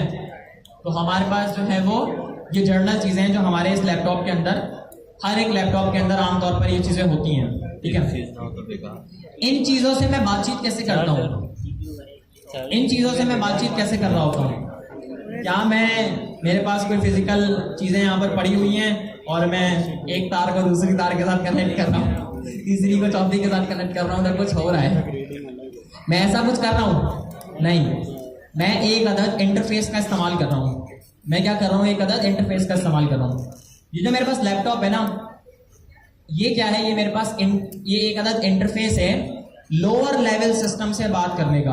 अच्छा, एक वर्ड मैं आपको बता रहा हूँ, हमेशा याद रखिएगा कि जब भी बात हो ना लोअर लेवल सिस्टम्स की, लोअर लेवल सिस्टम या फिर लोअर लेवल, ठीक है, या हाइडिंग द एब्स्ट्रैक्शन, जब इन वर्ड्स की बात हो ना, तो आपने जो है वो फौरन समझ जाना है कि ये जो हमारा कंप्यूटर है या लैपटॉप है, PC है, कुछ भी है, इसके अंदर जो फिजिकल चीजें मौजूद है ना, जो फिजिकल हमारे पास मिनी डिवाइसेस मौजूद है ना, उनकी बात हो रही है, उनसे कनेक्शन की बात हो रही है। लोअर लेवल का मतलब ये होता है कि हमारे सिस्टम के अंदर जो भी चीजें मौजूद है ना, हम उनके साथ जो है वो बातचीत कर रहे हो। अच्छा, सवाल पूछता हूँ आपसे, जावास्क्रिप्ट जो है वो एक लोअर लेवल प्रोग्रामिंग लैंग्वेज है या हायर लेवल प्रोग्रामिंग लैंग्वेज है? Higher level. माशाल्लाह माशाल्लाह, $1000 दे दूं मैं? दे दूं? डॉलर की बात आती है, कैसे खुशी आ जाती है चेहरे के ऊपर। डॉलर यार, डॉलर, वर्ल्ड ऑर्डर। मैं कह रहा हूँ बड़ा मजा आएगा आपको अगर आप जो है ना वो दुनिया का ऑर्डर समझने की कोशिश कर लेना कि दुनिया का जो है वो ऑर्डर कैसे चलते हुए आ रहा है। मैंने एक वीडियो देखी कि वेस्ट का जो कल्चर है वो कैसे पॉपुलर हुआ और कैसे क्रिएट हुआ, जिसकी वजह से जो है वो हमारे ईस्ट के ऊपर बड़ा फर्क पड़ा। तो जो ऑथर था उस वीडियो का, उसने कब से बताना शुरू किया था? उसने आज से, तो जहाँ तक मेरा ख्याल है तो 1700-1800 साल पहले से शुरू किया था। 200 BC से शायद उसने शुरू किया था। तो ही स्टार्टेड टीचिंग कि कैसे जो है वो सारी दुनिया का ऑर्डर तब्दील हुआ। तो यहाँ पर बात जो है वो मैं ये कहना चाह रहा हूँ, एक टाइम मतलब इसे बड़ा इसे सिंपल रखेंगे कि जब आप दुनिया का ऑर्डर समझेंगे ना तो आपको चीज़ें मज़ीद इंटरेस्टेड लगेंगी। समटाइम ऐसा होता है, शायद आप लोगों में से किसी के साथ ऐसा हो कि ज़िंदगी से बेइंतहा बोर हो गए हम, मतलब कुछ समझ में ही ना आ रहा हूँ कि यार हम करें क्या, होता है ना। तो आप लोग जो है वो हिस्ट्री को पढ़ा करें। जो स्टूडेंट्स हिस्ट्री को पढ़ते हैं ना वो कभी भी बोर नहीं होते, दे विल नेवर एवर कभी भी जो है वो बोर नहीं होंगे। हिस्ट्री को जो है वो लाजमी पढ़ा करें। डिफरेंट सब्जेक्ट्स के लोगों के साथ बैठा करें, डॉक्टर के साथ बैठा करें, इंजीनियर्स के साथ बैठा करें जो वाकई पढ़े लिखे हों, ताकि आपको मुख्तलिफ चीज़ें जो है वो पता हों। यानी आपका जो फ्रेंड सर्कल है ना वो स्ट्रॉन्ग होना चाहिए, डॉक्टर होने चाहिए, एक इंजीनियर होने चाहिए, साइंटिस्ट होना चाहिए, तो सॉफ्टवेयर इंजीनियर होना चाहिए, कोई मतलब मैं कह रहा हूँ मुख्तलिफ जो है वो लोग आपके सर्कल में होंगे ना तो आपको अलग ही मज़ा आ जाएगा। तो हम यहाँ पर ना बात कर रहे थे सर्वर्स की, सर्वर नहीं क्लाइंट की बात कर रहे थे। क्लाइंट से शुरू कर रहे हैं ना, तो क्लाइंट से हम सर्वर तक पहुँचेंगे। तो हमारे पास ये जो लोअर लेवल के ऊपर चीज़ें मौजूद है ना, इनसे बातचीत करने के लिए ना एक लेयर बनाई गई, ठीक है। वो लेयर थी क्लाइंट की लेयर। वो लेयर क्या थी? क्लाइंट की लेयर। अब ये जो मेरा कंप्यूटर है, ये मेरा जो लैपटॉप है, PC है, इसके अंदर जितनी भी हमारे पास डिवाइसेस कनेक्ट हुई हुई है ना वो सिर्फ बिट एंड बाइट समझती हैं। वो क्या समझती हैं? सिर्फ और सिर्फ बिट एंड बाइट, 0 एंड 1, हाँ या ना, हाँ या ना, बस इतना समझती हैं। अब इन्हें कैसे समझाएं कि भाई मुझे जो है वो इंटरनेट ओपन करना है, मुझे जो है वो डिस्कॉर्ड के ऊपर जाना है, डिस्कॉर्ड पर जाकर मुझे जो है वो रमजान प्रॉम्प्टिंग नाइट्स का चैलेंज करना है। ये सारी चीज़ें जो है वो कैसे होंगी, कैसे होंगी? कोई इंटरफेस होना चाहिए ना। ये जो लोअर लेवल सिस्टम है, हम ये तो नहीं कह सकते कि भाई हाँ ना हाँ ना हाँ ना हाँ ना हाँ ना ऐसे करेंगे तो काम चलेगा? नहीं चलेगा, कभी भी नहीं चलेगा। हाँ होगी या ना होगी, बट वो हमारी जबान में नहीं होगी, वो इस कंप्यूटर की जबान में होगी, ठीक है, बिट्स एंड बाइट्स के अंदर होगी। तो ये जो आपके क्लाइंट है ना, ये क्लाइंट क्या करते हैं, ये एक लेयर क्रिएट करते हैं जो आपके सिस्टम से जो है वो बातचीत करने के लिए इस्तेमाल हो रही होती है। यानी कि हायर लेवल के ऊपर ये जो मेरे पास स्क्रीन है, ये जो आप सबको जो नज़र आ रहा है इंटरफेस जो आपको यहाँ पर नज़र आ रहा है, ये वाला, ये बड़ा प्यारा इंटरफेस नज़र आ रहा है। तो ये इंटरफेस जो है वो बेसिकली हमें नज़र आ रहा है just because of having this physical device that have some connections to the lower level systems. तो ये जो क्लाइंट्स है ना, क्लाइंट यहाँ पर बात की जा रही है कि भाई मेरे पास चाहे वो एक अदद लैपटॉप हो, ठीक है, चाहे मेरे पास जो है वो एक अदद ये हो, क्या नाम है, ब्राउजर ओपन हो, ठीक है, और उस ब्राउजर के अंदर जो है वो डिफरेंट टैब्स मेरे पास ओपन हुए हुए हों। तो ये सारे जो है वो क्या होंगे, क्लाइंट्स, ठीक है। यानी कि एक स्पेसिफिक तरीके का जिसका इस्तेमाल करते हुए हम कॉम्प्लेक्स चीज़ों से बातचीत कर सकें, ठीक है। तो हमने बातचीत किससे करनी है, सर्वर से। अभी जो है वो आप लोग सिनेरियो ये समझें कि आप लोग एक वेब एप्लीकेशन बना रहे हैं, ठीक है। वेब एप्लीकेशन में दो चीज़ों का इस्तेमाल होता है, क्लाइंट का और सर्वर का। तो ये जो क्लाइंट का इस्तेमाल हो रहा है, ये क्लाइंट जो है वो क्या कर रहा है, आपके सर्वर से बातचीत कर रहा है।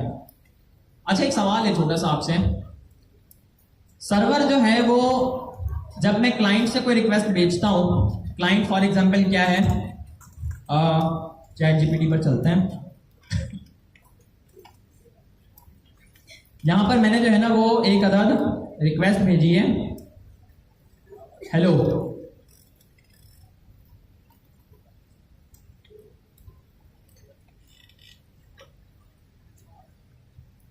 रमजान मुबारक, ठीक है। मैंने एक रिक्वेस्ट भेजी, ठीक है, ये मुझे जो है वो फौरन एक अदद रिस्पॉन्स रिसीव हो गया, ठीक है। तो ये जो मैंने रिक्वेस्ट भेजी थी क्लाइंट से, जब इसका जवाब आया होगा तो वो सर्वर का रिस्पॉन्स होगा या वो सर्वर की रिक्वेस्ट होगी? रिस्पॉन्स हो। वापस कहता हूं मैं, अभी मैंने यहाँ पर जो है वो, चले मैंने यहाँ पर एक और मैसेज लिखा, थैंक यू, ठीक है, और मैंने सेंड कर दिया, ठीक है। तो यहाँ पर मुझे जो है वो रिस्पॉन्स रिसीव हो गया। ये मेरा क्लाइंट है ना, ये जो चैट जीपीटी का इंटरफेस है, ये क्या है, मेरा क्लाइंट है। और ये जो रिस्पॉन्स मुझे रिसीव हो रहा है, ये किसी सर्वर से रिसीव हो रहा होगा, किसी बड़ी फिजिकल मशीन से, उसके अंदर LLMs होंगे, उसके अंदर पता नहीं क्या क्या पड़ा हुआ होगा, उसके अंदर से मुझे फौरन रिस्पॉन्स रिसीव हुआ है। सर्वर जो है वो हमें रिस्पॉन्स सेंड कर रहा है या रिक्वेस्ट सेंड कर रहा है? जो कह रहे हैं रिस्पॉन्स वो जरा हैंड रेस करें, और जो कह रहे हैं रिक्वेस्ट वो जरा हैंड रेस करें। आप लोग सब गलत कह रहे हैं। Literally, like you does not know about this very simple thing. Server response नहीं भेजता, सर्वर जो है वो अपनी रिक्वेस्ट फुलफिल कर भेजता है, यानी सर्वर का जो है वो रिस्पॉन्स नहीं होता। मैंने यहां पर लिखा what is the current price of gold in Pakistan, searching the web, still searching the web. As of today Sunday the gold price is 5,33,000 रुपए। तो ये जो मुझे रिस्पॉन्स रिसीव हुआ है, ये सर्वर की ये रिक्वेस्ट थी या सर्वर का ये रिस्पॉन्स था? ये सर्वर की रिक्वेस्ट थी, ये सर्वर की क्या थी, रिक्वेस्ट। रिस्पॉन्स ये किसका था? रिस्पॉन्स ये इस क्लाइंट का था। सर्वर जो है, अभी आप लोगों का दिमाग थोड़ा सा घूम गया होगा कि सर आज से पहले तो हम लोग ये समझ रहे थे कि सर्वर हमेशा जो है वो रिस्पॉन्स रिसीव करते हैं। अच्छा, वर्ड सर्वर की क्या मीनिंग है? सर्वर की क्या मीनिंग है? सर्व करना। क्या सर्व करना? तो सर्व जब हम कर रहे होते हैं, आप किसी के घर गए एज अ मेहमान, ठीक है। तो आपके सामने जो है वो कोल्ड ड्रिंक आ रही है, समोसे आ रहे हैं और कुछ ऐसी चीज़ें आ रही हैं। तो आपके सामने जो है वो मेज़बान सर्व कर रहा होता है ना, यानी उसकी जो रिक्वेस्ट होती है उसकी रिक्वेस्ट फुलफिल होती है ना, या वो रिस्पॉन्स दे रहा होता है। रिस्पॉन्स किसका होता है? रिस्पॉन्स आपका होता है ना कि थैंक यू, शुक्रिया, नहीं इसकी ज़रूरत नहीं थी। तो नहीं समझ में आया, चलें यार। ये एग्जांपल जो है ना वो बड़ी ज़बरदस्त एग्जांपल दी है, शायद आपको इससे मज़ीद बेहतर अंदाज से क्लियर हो जाए। आप गए एज अ गेस्ट किसी के घर पे, जब गेस्ट आते हैं और जाते हैं तो जाहिर सी बात है कुछ ना कुछ खिलाया पिलाया जाता है, ठीक है, कुछ ना कुछ सर्व किया जाता है। अब आप गेस्ट बनकर गए और एक मेज़बान ने जो है वो क्या किया, आपके सामने कुछ सर्व किया, ठीक है, कुछ भी सर्व किया, एनीथिंग लाइक दैट,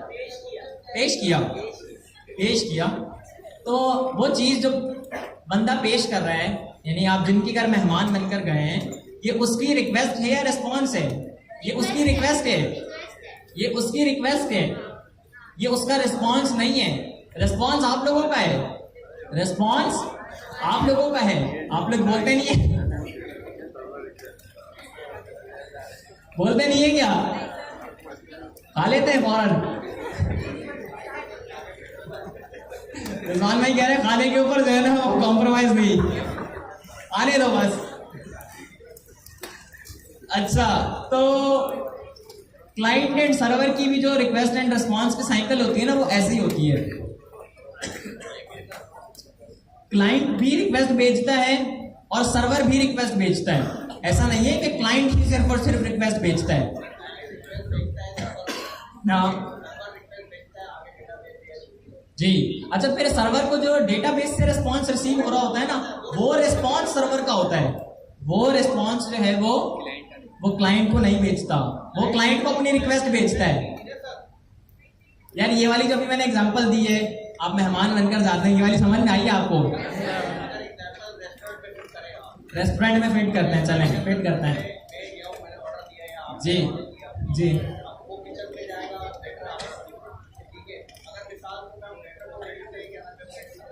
जी। अच्छा, जरा ना ये कॉमन सेंस की बातें हैं और ये जरा आप थोड़ा सा अपना दिमाग लड़ाएंगे ना तो आपको फौरन समझ में आ जाएगी। जी जी कंटिन्यू करें।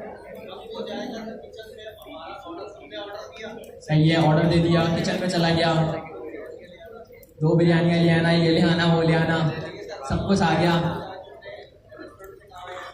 शेफ से कहा, शेफ ने बना दिया, उसने जो है वो उठा लिया, उठाने के बाद वो टेबल तक आ गया, उसने आपकी रिक्वेस्ट को फुलफिल किया है। रिस्पॉन्स जो है वो उसको रिसीव हुआ है शेफ की तरफ से। ये जो अभी इन्होंने कहा, इसे जो है वो रेस्टोरेंट वाली एनालॉजी में फिट करते हैं। आप एक रेस्टोरेंट में गए, ठीक है, आपने जाकर जो है वो 2 प्लेट बिरयानी ऑर्डर की, ठीक है, 1 कोल्ड ड्रिंक ऑर्डर की, ठीक है, किसको? वेटर को। अब वेटर जो है वो गया शेफ के पास या फिर किचन में, ठीक है। अब यहाँ पर जो क्लाइंट था, क्लाइंट कौन था? क्लाइंट आप थे, ठीक है। सर्वर कौन था? सर्वर वेटर था। सर्वर कौन था? सर्वर वेटर था। अब सर्वर ने भी चीजों को सर्व करना है ना, सर्वर का तो काम जो है वो चीजों को सर्व करना होता है ना। तो सर्वर क्या करेगा? सर्वर जो है वो शेफ को कहेगा, फिर शेफ से उसे रिस्पॉन्स रिसीव होगा। रिस्पॉन्स जो है वो किससे रिसीव होगा? सर्वर को शेफ से। तो इस वाली यहाँ पर टेक्निकल टर्म में अगर हम देखें तो हमें जो रिस्पॉन्स रिसीव हो रहा है ना, वो सर्वर को रिस्पॉन्स डेटाबेस से रिसीव होता है। सर्वर को रिस्पॉन्स किससे रिसीव होता है? डेटाबेस से। फिर सर्वर अपनी रिक्वेस्ट को जो है वो आगे भेजता है और उसकी साइकिल पूरी होती है। परसेप्शन का फर्क है, बिल्कुल। जरा अपना दिमाग जो है वो आज आप इस चीज के ऊपर लड़ाइएगा। ये जो क्लाइंट एंड सर्वर का आर्किटेक्चर है, रोजा लग रहा है यार। ये वाली चीज भी जो है ना वो मुझे थोड़ा दिमाग लड़ाने के बाद ही समझ में आई थी।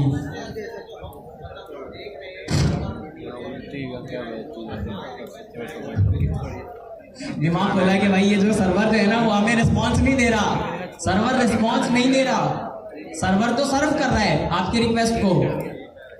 अच्छा, रिस्पॉन्स का क्या मतलब होता है उर्दू में? जवाब ऐसे ही होता है ना, जवाब होता है ना, ठीक है। रिक्वेस्ट का क्या मतलब होता है? सवाल। आपने सवाल पूछा, ठीक है, आपको जो है वो जवाब मिल गया, ठीक है, ये बात क्लियर हो गई।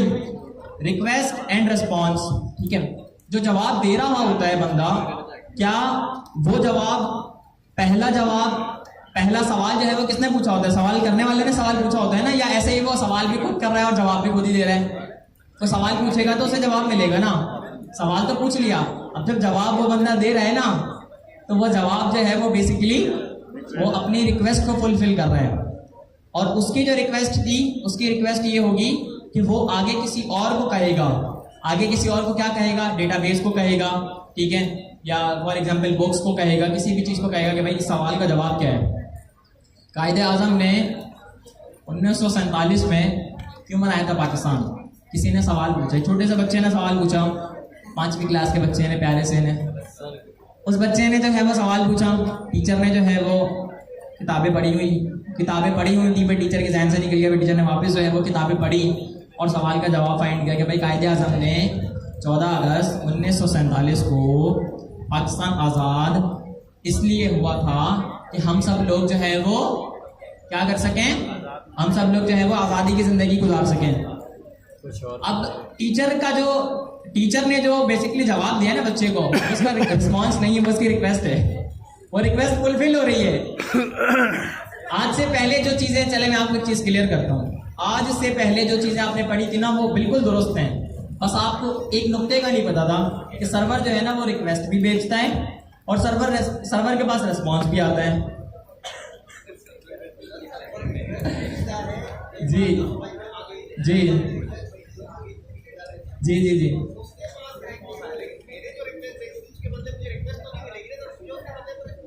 वो सर्वर की रिक्वेस्ट मिलेगी। आप जरा सोचिएगा, आप पुरसुकून तरीके से जाकर कोई एनालॉजी लगाएं, कुछ सोचें। बाई डायरेक्शनल कम्युनिकेशन कैसे होती है? व्हाट्सएप के ऊपर जब हम दोस्तों से बातचीत कर रहे होते हैं तो कैसे कम्युनिकेशन हो रही होती है? आप सवाल भेज रहे होते हैं, जवाब मिल रहा होता है, सवाल भेज रहे होते हैं, जवाब मिल रहा होता है, ऐसे ही है ना। रिक्वेस्ट एंड रिस्पॉन्स की साइकिल चल रही होती है, ऐसे ही चल रहा होता है ना। बट जो जवाब देने वाला होता है, वो जवाब देने वाले की बेसिकली रिक्वेस्ट होती है कि भाई ये मेरा जवाब है, ये आप जवाब ले लो। समझ रहे हो? ऐसे ही होता है ना। जवाब मैं क्यों देता हूं?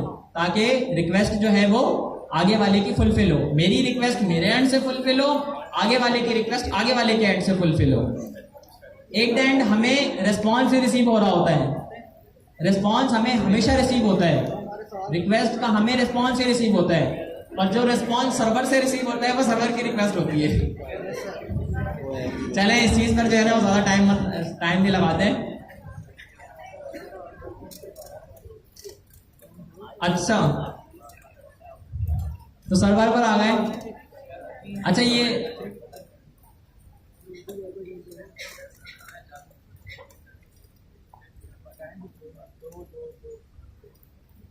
यहां लिखा हुआ है ना बिल्ड क्लाइंट्स, ऊपर राइट हैंड साइड के ऊपर ब्लैक डॉट्स के ऊपर, develop applications that connect to MCP servers. ठीक है, ऐसी एप्लीकेशन बनाएं जो एमसीपी के सर्वर के साथ बातचीत कर रही हो। ठीक है, अब जो सर्वर है इस तरफ में, इसकी डेफिनेशन में क्या लिखा हुआ है कि create MCP servers to expose your data and tools. Tools क्या करते हैं? टूल्स जो है वो एक्शन परफॉर्म करते हैं। क्या आपने नाम शहाबुद्दीन बताया था अपना? शुएब ने कहा था कि भाई एजेंट की मीनिंग ये होती है कि एजेंट के पास जो है वो स्पेसिफिक टूल्स होते हैं, एजेंट के पास स्पेसिफिक टूल्स होते हैं। तो यहाँ पर ये जो बात सर्वर की हो रही है ना, सर्वर के पास जो है वो स्पेसिफिक टूल्स होंगे जिनका इस्तेमाल करते हुए रिक्वेस्ट जो है वो फुलफिल होगी, डेटा जो है वो डिलीवर होगा। Simple as that. ठीक है, वो टूल्स क्या होंगे? इन टूल्स के ऊपर चलते हैं, क्योंकि टूल्स ही सब कुछ है। एमसीपी की दुनिया के अंदर ज्यादातर काम जो है वो आप लोग क्या कर रहे होंगे? आप टूल्स बना रहे होंगे। टूल्स जो है वो पाइथन के सिंपल फंक्शंस हैं। क्या है पाइथन के सिंपल फंक्शंस? और वो पाइथन के सिंपल फंक्शंस एमसीपी के टूल्स कैसे बनते हैं? एक खास डेकोरेटर की मदद से, एक खास डेकोरेटर की मदद से। डेकोरेटर का काम क्या होता है? एक फंक्शन की फंक्शनैलिटी को एक्सपेंड करना। डेकोरेटर की मीनिंग जब हम पाइथन पढ़ रहे थे तब आपने पढ़ी थी ना यार फास्ट एपीआई जब पढ़ रहे थे तो तब भी हमने फास्ट एपीआई के डेकोरेटर का इस्तेमाल करते हुए सब कुछ किया था ना। तो एक सिंपल फंक्शन की फंक्शनैलिटी को एक्सटेंड करने के लिए हम डेकोरेटर्स का इस्तेमाल करते हैं। तो यहाँ पर भी जो हम टूल्स बना रहे होंगे जो बेसिकली हमारे लिए एक्शंस परफॉर्म करेंगे या डेटा को जो है वो सर्व करेंगे, वो सिंपल पाइथन के फंक्शंस होंगे या सिंपल टाइपस्क्रिप्ट के फंक्शंस होंगे जिनके साथ हमने जो है वो डेकोरेटर्स को अटैच किया हुआ होगा। ठीक है, तो अब जो है वो हम देख लेते हैं चंद एक स्पेसिफिक चीजें। आर्किटेक्चर समझ लेते हैं एमसीपी का।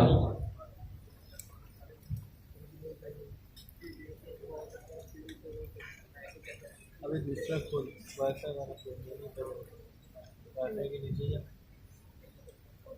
अच्छा, concepts of MCP. Concepts of MCP के अंदर जो है ना वो जो मोस्ट इंपॉर्टेंट चीज है बस वो ये तीन चीजें ही हैं, MCP host, MCP client and MCP server. Host की डेफिनेशन क्या लिखी हुई है कि भाई वो एआई की एप्लीकेशन जो कोऑर्डिनेट करे और मैनेज करे एक या फिर मल्टीपल एमसीपी के क्लाइंट्स को। ये जो होस्ट की एग्जांपल है ना, जो क्लाउड कोड है ना वो बेसिकली मेरा होस्ट भी है और मेरा क्लाइंट भी है ना। होस्ट जो है वो मेरा कौन है, क्लाउड कोड है।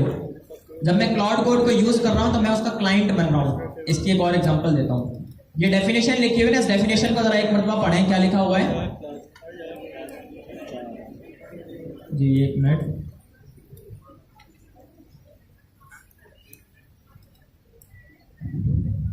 जी क्या लिखा हुआ है ये जरा पढ़िएगा।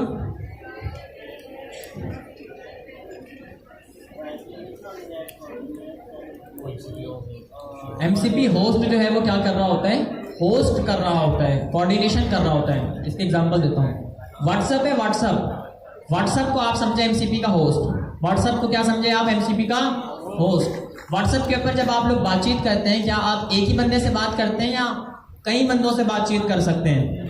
कई बंदों से बातचीत कर सकते हैं। व्हाट्सएप जो है वो आपको वो तमाम तर फीचर्स एंड फंक्शनैलिटीज प्रोवाइड कर रहा होता है।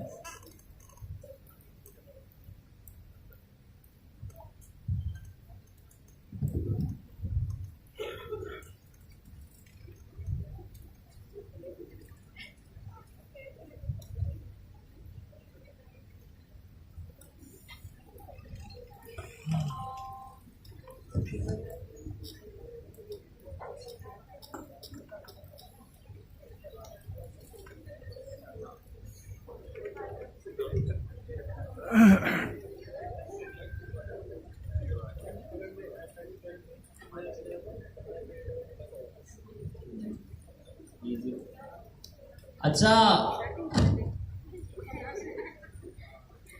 नहीं नहीं बातें पता चलने को मिल रही हैं भाई।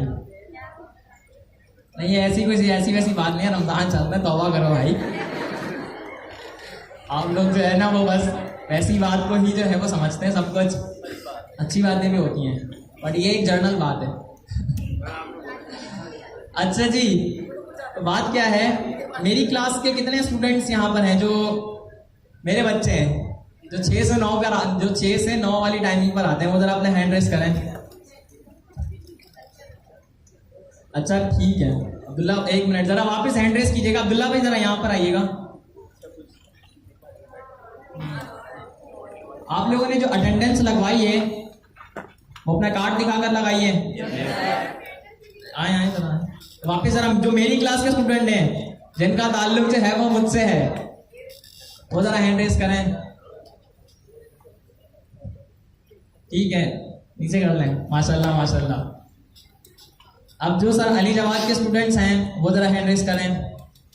जी जी करें करें करें करें, बिल्कुल करें, करते रहें। 50 के करीब जो है वो स्टूडेंट्स ऐसे हैं, जी नीचे कर लें। 50 के करीब स्टूडेंट्स ऐसे हैं इस क्लास के अंदर जो सर अली जवाद के स्टूडेंट्स हैं। जो किसके स्टूडेंट्स हैं? सर अली जवाद के। बेसिकली उन्हें टाइमिंग नहीं पता थी रमज़ान की क्लासेस की, तो वो सर अली जवाद वाली टाइमिंग को ही सोच कर आ गए। तो भाई जो सर अली जवाद के स्टूडेंट्स हैं ना, उनकी क्लास की टाइमिंग है संडे वाले दिन 11 बजे से लेकर 1 बजे तक। ऐसे ही है ना अब्दुल्ला भाई?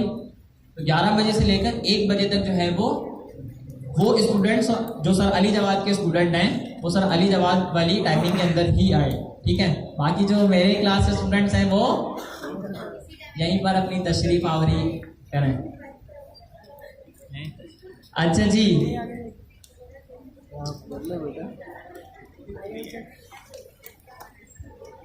बस ये बात थी। टाइम बदलेगा। अच्छा, MCP client, a component that maintains a connection to an MCP server and obtain context from an MCP server for the host to use। जरा ये एक मरतबा आप लोग भी पढ़ लें, आ रहा है आपको, थोड़ा सा ऊपर करना पड़ेगा, पढ़ें। Component that maintain connections to an MCP server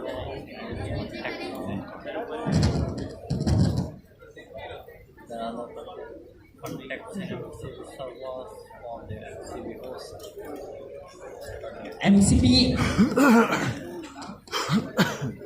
MCP client क्या है? ये एक कंपोनेंट है जो अपना कनेक्शन बरकरार रखता है इसके साथ, MCP सर्वर के साथ। यानी MCP सर्वर का और MCP क्लाइंट का कनेक्शन जो है वो ऐसे रहता है हमेशा, बट ये कनेक्शन जो है वो बरकरार रखा जाता है ताकि MCP सर्वर से जो है वो डेटा को गेट किया जा सके। किसके लिए? MCP होस्ट के लिए। MCP होस्ट ही बेसिकली वो आपकी एप्लीकेशन है। आपकी एप्लीकेशन कौन सी है? MCP host. और MCP सर्वर क्या है वो अभी हम देखेंगे, ठीक है। MCP क्लाइंट क्या है? MCP क्लाइंट जो है वो MCP होस्ट के ऊपर है, ठीक है। ये MCP क्लाइंट है, सॉरी ये MCP सर्वर है, ये MCP होस्ट है, ये होस्ट है। मैं आपको कंफ्यूज कर रहा हूँ ना, जस्ट फॉर गेटिंग पर्पसेस। अच्छा जी, इसके ऊपर जो है वो हमारे पास क्या आएगा? MCP सर्वर आएगा, क्लाइंट आएगा, क्लाइंट आएगा।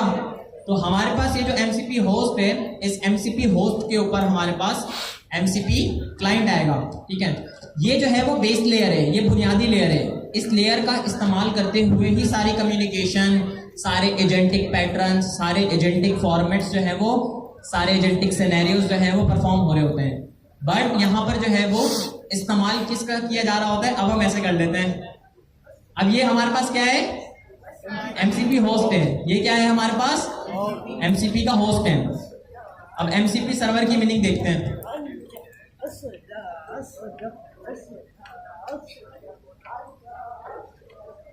अच्छा जी, MCP सर्वर की मीनिंग देखें जरा। A program that provide context to MCP client, एक ऐसा प्रोग्राम जो कॉन्टेक्स्ट प्रोवाइड करता है किसे? MCP क्लाइंट्स को। कॉन्टेक्स्ट क्या होता है? डेटा। कॉन्टेक्स्ट क्या होता है? डेटा। डेटा स्ट्रक्चर्ड भी हो सकता है और डेटा अनस्ट्रक्चर्ड भी हो सकता है। तो हमारे पास जितना भी डायनामिक डेटा है, डेटा हमेशा रियल टाइम होगा। MCP का इस्तेमाल हम क्यों कर रहे हैं? क्योंकि हमारे पास रियल टाइम डेटा जो है वो हम AI के सिस्टम्स को नहीं दे सकते थे, तो उसके लिए हम जो है वो MCP का इस्तेमाल कर रहे हैं। MCP ने हमें जो है वो एक स्टैंडर्ड दे दिया, सेट ऑफ रूल्स प्रोवाइड कर दिए, जिसका इस्तेमाल करते हुए कम्युनिकेशन जो है वो परफॉर्म हो रही होती है, ठीक है। तो ये हमारे पास क्या है? अब MCP ये क्लाइंट है या होस्ट है? वो तो यहाँ पर था ना, यहाँ पर जो है वो आप MCP क्लाइंट है, और यहाँ पर क्या है? MCP क्लाइंट है। MCP क्लाइंट क्या? अब ऊपर क्या है? तो भाई सर्वर है ना, क्लाइंट के ऊपर सर्वर आएगा, होस्ट आएगा। एक मिनट, इधर हमारे पास क्या है? होस्ट। इधर क्या है? अच्छा, इसको थोड़ा नीचे रखते हैं, इसको थोड़ा ऊपर रखते हैं। ये क्या है? ये क्या है? और ये क्या है? सर्वर। इनकी कम्युनिकेशन हो रही होगी किसके ऊपर? होस्ट के ऊपर।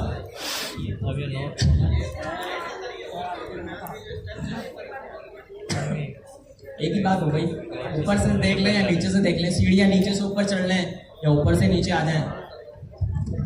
अच्छा जी, तो जैसे यहाँ पर एग्जांपल दी हुई है कि भाई जो विजुअल स्टूडियो कोड है ना, ये एक अलग MCP का होस्ट है। ये क्या है? MCP का होस्ट। और जो विजुअल स्टूडियो कोड एस्टेब्लिश करता है ना कनेक्शन, वो किसके साथ करता है? MCP के सर्वर के साथ, ठीक है। Such as the MCP, such as the Sentry MCP server. Sentry का इस्तेमाल किसी ने किया है? सेंट्री डीबगिंग के लिए इस्तेमाल करते हैं हम इसका, पता है आप लोगों को? यार सेंट्री का आपने इस्तेमाल नहीं किया, बड़ी हैरान कुन बात है। जरूरत ही नहीं पड़ी। ये बड़ा अच्छा टूल है। इसका इस्तेमाल करते हुए जो है ना वो हम अपने कोड बेस के अंदर से बग्स, एरर्स, इश्यूज, तमाम तर चीज़ों को जो है वो फाइंड आउट कर सकते हैं विजुअली। ठीक है, क्या लिखा हुआ है? Analyse, shrink and done, monitor and reduce your mobile app size with size analytics. तो यहाँ पर एक क्लाइंट जो है वो क्या लिखा हुआ है? Code breaks, fix it faster, application monitoring software considered not bad by millions of developers. इसका इस्तेमाल हर बंदा कर रहा होता है आमतौर पर डिबगिंग के लिए। तो आप भी कहीं भी फंस जाए ना किसी एरर के अंदर, तो मुझे मैसेज करने से पहले जो है वो सेंट्री का इस्तेमाल लाजमी कर दें। यार बड़े मैसेजेस आए हुए होते हैं, टाइम वैसे ही बिल्कुल नहीं मिलता, टाइम लिटरली बिल्कुल नहीं मिलता। टाइम मिल भी जाता हो तो व्हाट्सएप खोलने का भी टाइम नहीं मिलता। जब टाइम मिलता है व्हाट्सएप खोलने का तो मैसेजेस जो हैं वो क्यू में पड़े हुए होते हैं। किसी का एक मैंने स्टूडेंट को जवाब दिया, कोई कब आया था मैसेज उसका, कोई शायद लड़की थी, लिंक्डइन पर मैसेज आया हुआ था, वो पिछले साल 2024 का मैसेज आया हुआ था। स्क्रॉल कर रहा था, देख रहा था, तो उसने जो है वो अपना क्लास के अंदर जो अपने कुछ पेपर्स हो रहे थे, शायद पता नहीं टाइप स्क्रिप्ट का एग्जाम था, उसके हवाले से पूछा हुआ था। फिर मैंने 2 मिनट के लिए सोचा, मैंने बोला अभी मैं जवाब दूँ अच्छा लगेगा। मैंने जवाब नहीं दिया। तो यार सो सॉरी अगर आपको जवाब ना मिला हो, बाकी मैं दे तो देता हूँ रिस्पॉन्स, बट थोड़ा लेट, क्योंकि मसरूफियात बहुत ज़्यादा हैं, टाइम वैसे ही नहीं मिलता। जो मिलता है तो वो अपने कामों के अंदर, लर्निंग के अंदर स्पेंड हो रहा होता है। मैंने 4 बजे मैसेज किया, 6 बजे जवाब आया। अच्छा जी, सही करके message. The visual studio code run time instantiate an MCP client object that maintains the connection with the Sentry MCP server। तो क्लाइंट, होस्ट एंड सर्वर के बारे में तो आपको पता चल ही गया होगा, या होस्ट, क्लाइंट एंड सर्वर के बारे में तो आपको समझ में आ गया होगा।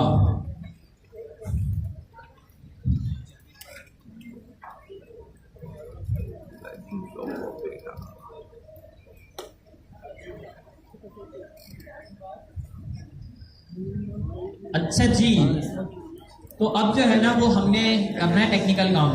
फंडामेंटली हम लोग जो है वो रेडी हैं, ठीक है। अब आप लोगों को बस एक चीज़ बतानी है जो इंतहाई इम्पोर्टेंट है, वो ये है कि हमारे पास क्लाइंट और सर्वर के अंदर कौन कौन सी चीज़ें आती हैं, बस। एंड देन फिर उसके बाद जो है वो बस आप लोगों की छुट्टी होगी इंशाअल्लाह। आप लोग तो मुश्किल ही जाकर अफ्तारी की तैयारी कर सकें, हम नहीं करेंगी, ऐसे ही है ना। कोई शायद पहुंच जाए जिनका घर करीब हो, क्योंकि आमतौर पर लड़कियां ही करती हैं ना, लड़के भी करते हैं, आप लोग भी करते हैं। सामान कौन ला कर देगा? वाह रे वाह भाई वाह, ऐसा ही है, बगैर सामान के कुछ नहीं होता। आपका तो रास्ते में खुलता हुआ जी, आपका तो रास्ते में खुलता हुआ मेरा रास्ते में नहीं, मेरा रास्ते में नहीं गुजरेगा इंशाअल्लाह। मुझे भी बड़े यार इनविटेशंस मिले हुए हैं, बड़ी दावतें जो है वो स्टूडेंट्स की खानी है, पर किसी एक का भी टाइम नहीं मिल रहा। हर डेली जो है वो कोई ना कोई कह रहा होता है कि सर आ जाएं, अब तो टाइम दे दें, अब तो हमारे यहाँ अफ्तार खोल लें या आ जाएं, कोई दावत शावत कर दें आपकी। टाइम मिलेगा तो यार टाइम मैं निकाल कर आपको दूँगा ना इंशाअल्लाह। जिनको क्यू में रखा हुआ है ना उनकी बारी भी आएगी इंशाअल्लाह। खैर जज़ाकल्लाह यार, शुक्रिया। बहुत सारे स्टूडेंट मतलब बहुत जो है वो केयरिंग कर रहे होते हैं, लाइक पूछ रहे होते हैं, हाल अहवाल मेरा ले रहे होते हैं। मेरी तबीयत ख़राब हो गई थी 2 हफ्ते पहले, बहुत फीवर, नज़ला, ज़ुकाम, बुखार, दर्द, सब कुछ ही हो गया था एक साथ। फिर उसी दिन हुआ, फिर उसके बाद जो है वो मैंने रेस्ट किया एंड अब बस नज़ला ज़ुकाम ही रह गया, बाकी सब कुछ तो अल्लाह का शुक्र है सेट हो गया, ये भी हो जाएगा। खैर सर्वर, बल्कि सर्वर से पहले जो है ना वो क्लाइंट के हम स्पेसिफिक चीज़ें देख लेते हैं। बस ऊपर से जो है वो मैं आपको नाम बता दूंगा, क्योंकि टेक्निकल चीज़ें जब हम ये कर रहे होंगे ना तभी आपको बेहतर अंदाज से समझ में आएंगी। आप लोगों ने जो है ना वो अपनी जर्नल एप्लीकेशंस के अंदर, ठीक है, क्लाइंट और सर्वर बनाना है, sorry host, client and server बनाना है, ठीक है। अब बनाएंगे क्या, किन चीज़ों का इस्तेमाल करेंगे? तो यहाँ पर जो है ना वो कोर क्लाइंट के फीचर्स हैं, नाम बस मैं आपको बता रहा हूँ, आप लोग इसे जो है वो रिमेंबर रख लें।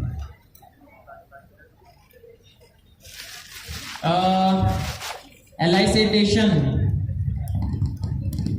रूट्स, सैम्पलिंग, ये क्या है भाई? Elicitation enables server to request specific information from users during interaction, create more dynamic and responsive workflows।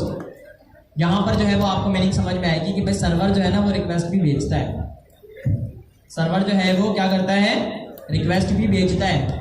Elicitation जो है वो MCP का एक कंपोनेंट है जिसका इस्तेमाल करते हुए सर्वर जो है वो क्लाइंट से बात करता है। आमतौर पर तो क्लाइंट सर्वर से बात करता है ना, बट बेसिकली MCP के अंदर जो है वो एक तरीकेकार है, एक वे है जिसका इस्तेमाल करते हुए सर्वर जो है वो क्लाइंट से बात करेगा। सर्वर क्लाइंट से पूछेगा कि भाई आपको किसी चीज़ की ज़रूरत तो नहीं है, मतलब जैसे कि आप जो है वो मेहमान बनकर गए हो और आप ही जाकर पूछ रहे हो आपको किसी चीज़ की ज़रूरत तो नहीं है, मैं ला दूँ कुछ, तो ऐसा भी होता है जी। सवाल मैं आपको लास्ट में लूँगा।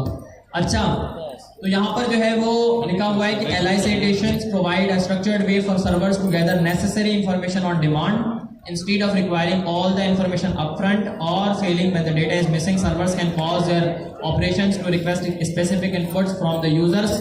ठीक है, सिंपल लॉजिक है। फ्लो क्या है, इसे फ्लो समझ लें तो आपको जो है वो रफली सारी चीज़ें समझ में आ जाएंगी। यूजर है, Elicitation का फ्लो है यार, ये उसमें मसाइल है, आधी चीज़ें तो छुप गई। Elicitation का फ्लो है, यूजर आपको नजर आ रहा है, ठीक है, क्लाइंट आपको नजर आ रहा है, सर्वर आ रहा है। यूजर ने जो है वो ह्यूमन ने कोई इंटरेक्शन की, ठीक है, सर्वर ने इनिशिएट किया Elicitation को, ठीक है।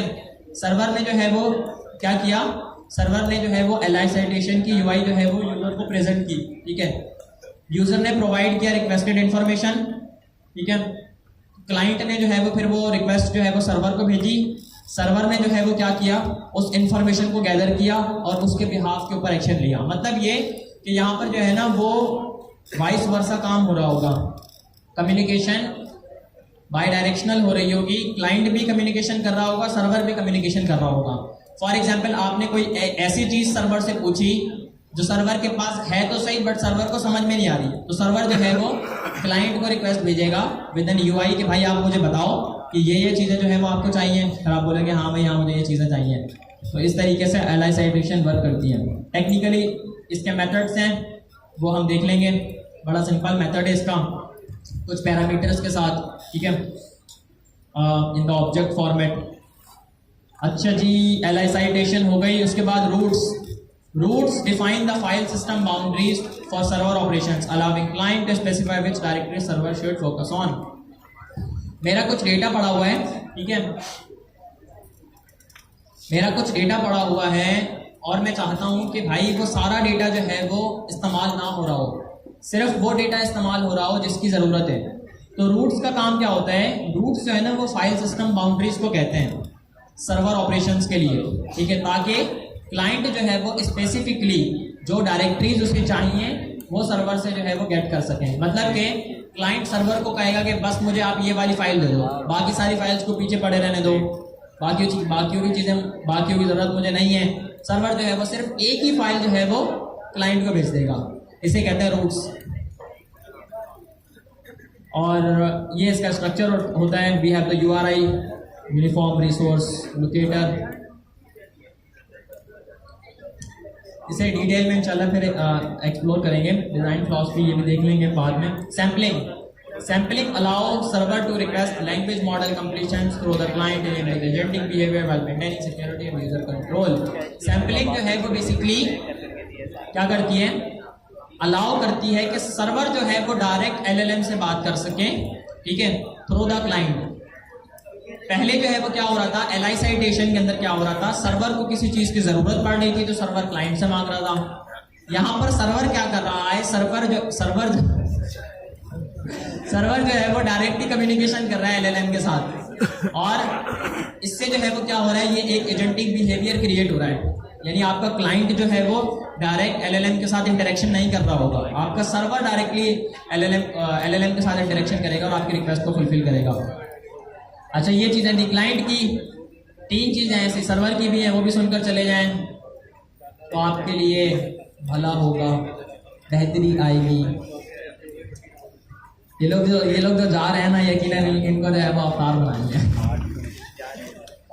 अच्छा जी, कोर फीचर्स,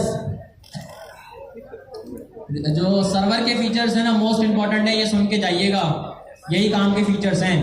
टूल्स, ठीक है, टूल्स के बारे में मैंने आपको बताया कि function that your LLM can actively call and decide when to use them based on the user request. Tools can write to databases, call external APIs, modify the files और ट्रिगर अदर लॉजिक। ठीक है, who controls it? Model. अच्छा, tools क्या है? Specific simple function है जो आपके behalf पर एक्शन ले रहे होंगे। एक्शन लेने का मतलब क्या है? एपीआई, डेटाबेस, सर्वर, इनसे बातचीत करना बस। रिसोर्सेज क्या है? Passive data sources that provide read-only access to information for context such as file contexts, database schemas और API documentation। मैं चाहता हूं कि सिर्फ read-only communication हो between the application and the user, मतलब यूजर ने जो है वो एप्लीकेशन को कुछ कहा, ठीक है। तो रिसोर्सेज का मतलब ये है कि जो भी उसके पास डेटा पड़ा होगा ना, वो सिर्फ रीड-ओनली फॉर्मेट के अंदर ही यूजर को दिया जाए, यूजर डेटा को अपडेट ना कर सके। CRUD के बारे में पता है ना, क्रिएट, रीड, अपडेट, डिलीट। समझे, CRUD के अंदर से क्रिएट, रीड, अपडेट वाला जो एक्शन है ना, और जो डिलीट वाला एक्शन है वो डिलीट हो गया, सिर्फ क्रिएट बचा है और रीड बचा है। प्रॉम्प्ट, प्रॉम्प्ट क्या होते हैं? What is the meaning of a prompt? Describing your behaviour to AI और what you want from AI. तो ये कह रहे हैं कि भाई आप प्री बिल्ट इन टेम्पलेट्स बनाएंगे। टेम्पलेट क्या होता है?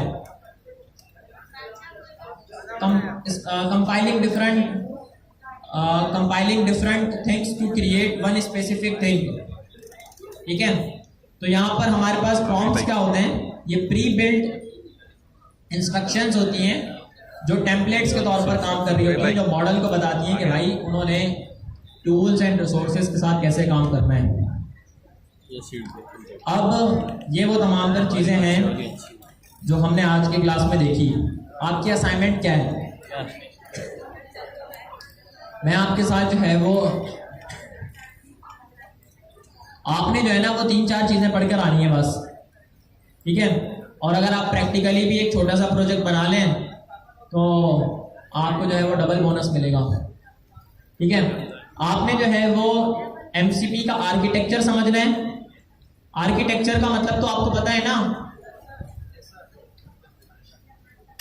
आर्किटेक्चर आपने समझना है। आर्किटेक्चर का मतलब सादा लफ्जों में ये है कि भाई जो आपके पास सिस्टम्स बने हुए हैं ना, वो सिस्टम्स किस बिहेवियर के अंदर एक्शंस परफॉर्म कर रहे होते हैं, ठीक है। जो बिहेवियर है ना, वो बिहेवियर आप अपने आर्किटेक्चर के अंदर डिफाइन करते हो, ठीक है। क्या चीजें करनी है, क्या चीजें लेनी है, क्या चीजें देनी है, एनीथिंग लाइक दैट। उसके बाद आपने सर्वर्स को पढ़कर आना है, क्लाइंट्स को पढ़कर आना है, ठीक है। वर्जनिंग को भी आप थोड़ा बहुत एक्सप्लोर कर लीजिएगा। तो आपने ये 3 चीजें पढ़कर आनी है। इन 3 चीजों के अंदर इनके जितने भी कंपोनेंट्स हैं वो पढ़कर आने हैं। एमसीपी की प्रॉपर मीनिंग आपने समझ कर आनी है। बाकी ये है कि ये आपकी असाइनमेंट है, मैं आप लोगों के साथ फॉर्म शेयर कर दूंगा। और दूसरी चीज़ ये कि हमारा एक चैलेंज चल रहा है, रमज़ान प्रॉम्प्टिंग नाइट्स। क्या चल रहा है? Ramzan prompting nights. तो इसके अंदर भी पार्टिसिपेट करें। व्हाट्सएप पर भी, मैं व्हाट्सएप चैनल पर इसके हवाले से बता रहा होता हूँ, और डिस्कॉर्ड पर तो इसका एक स्पेसिफिक चैनल बना है। ये एक सिनेरियो बेस्ड प्रॉम्प्टिंग कंपटीशन है। ये क्या है? एक अदद प्रॉम्प्टिंग कंपटीशन। तो अगर आप लोग व्हाट्सएप के ऊपर, डिस्कॉर्ड के ऊपर एक्टिव हैं तो आपको इसके बारे में पता होगा। अगर आप इसके अंदर पार्टिसिपेट करना चाहते हैं तो जाकर ये वाली वीडियो देख लीजिएगा। यहाँ पर जाएं पहले prompting.asharif.xyz पर, how to participate in this challenge step by step, इस पर क्लिक कर ये वीडियो देख लीजिएगा, यूट्यूब पर है। And then you will be able to understand the meaning of this competition और चैलेंज, ठीक है। तो ये बड़ा ज़बरदस्त चैलेंज है। देखें लीडर बोर्ड पर इस टाइम पहले नंबर पर कौन आ रहा है। हमारा सिस्टम जो है वो बंद हो गया क्योंकि 4 बज चुके हैं पूरे। मैंने टाइमर लगाया हुआ था कि पूरे 4 बजे जो है ना वो सिस्टम खुद ही बंद हो जाए। अच्छा जी, तो पार्टिसिपेट कीजिएगा चैलेंज में, असाइनमेंट को कंप्लीट कीजिएगा एमसीपी के हवाले से। इंशाल्लाह नेक्स्ट क्लास में आप सबसे मुलाकात होती है। दुआओं में मुझे ज़रूरी याद रखें, ज़रूरी। रमज़ान का महीना चल रहा है, दुआओं में अगर अभी भी याद नहीं रखेंगे तो भाई कब रखेंगे? ठीक है, बाकी इंशाल्लाह आपसे नेक्स्ट क्लास में मुलाकात होती है। अल्लाह हाफ़िज़। पीस।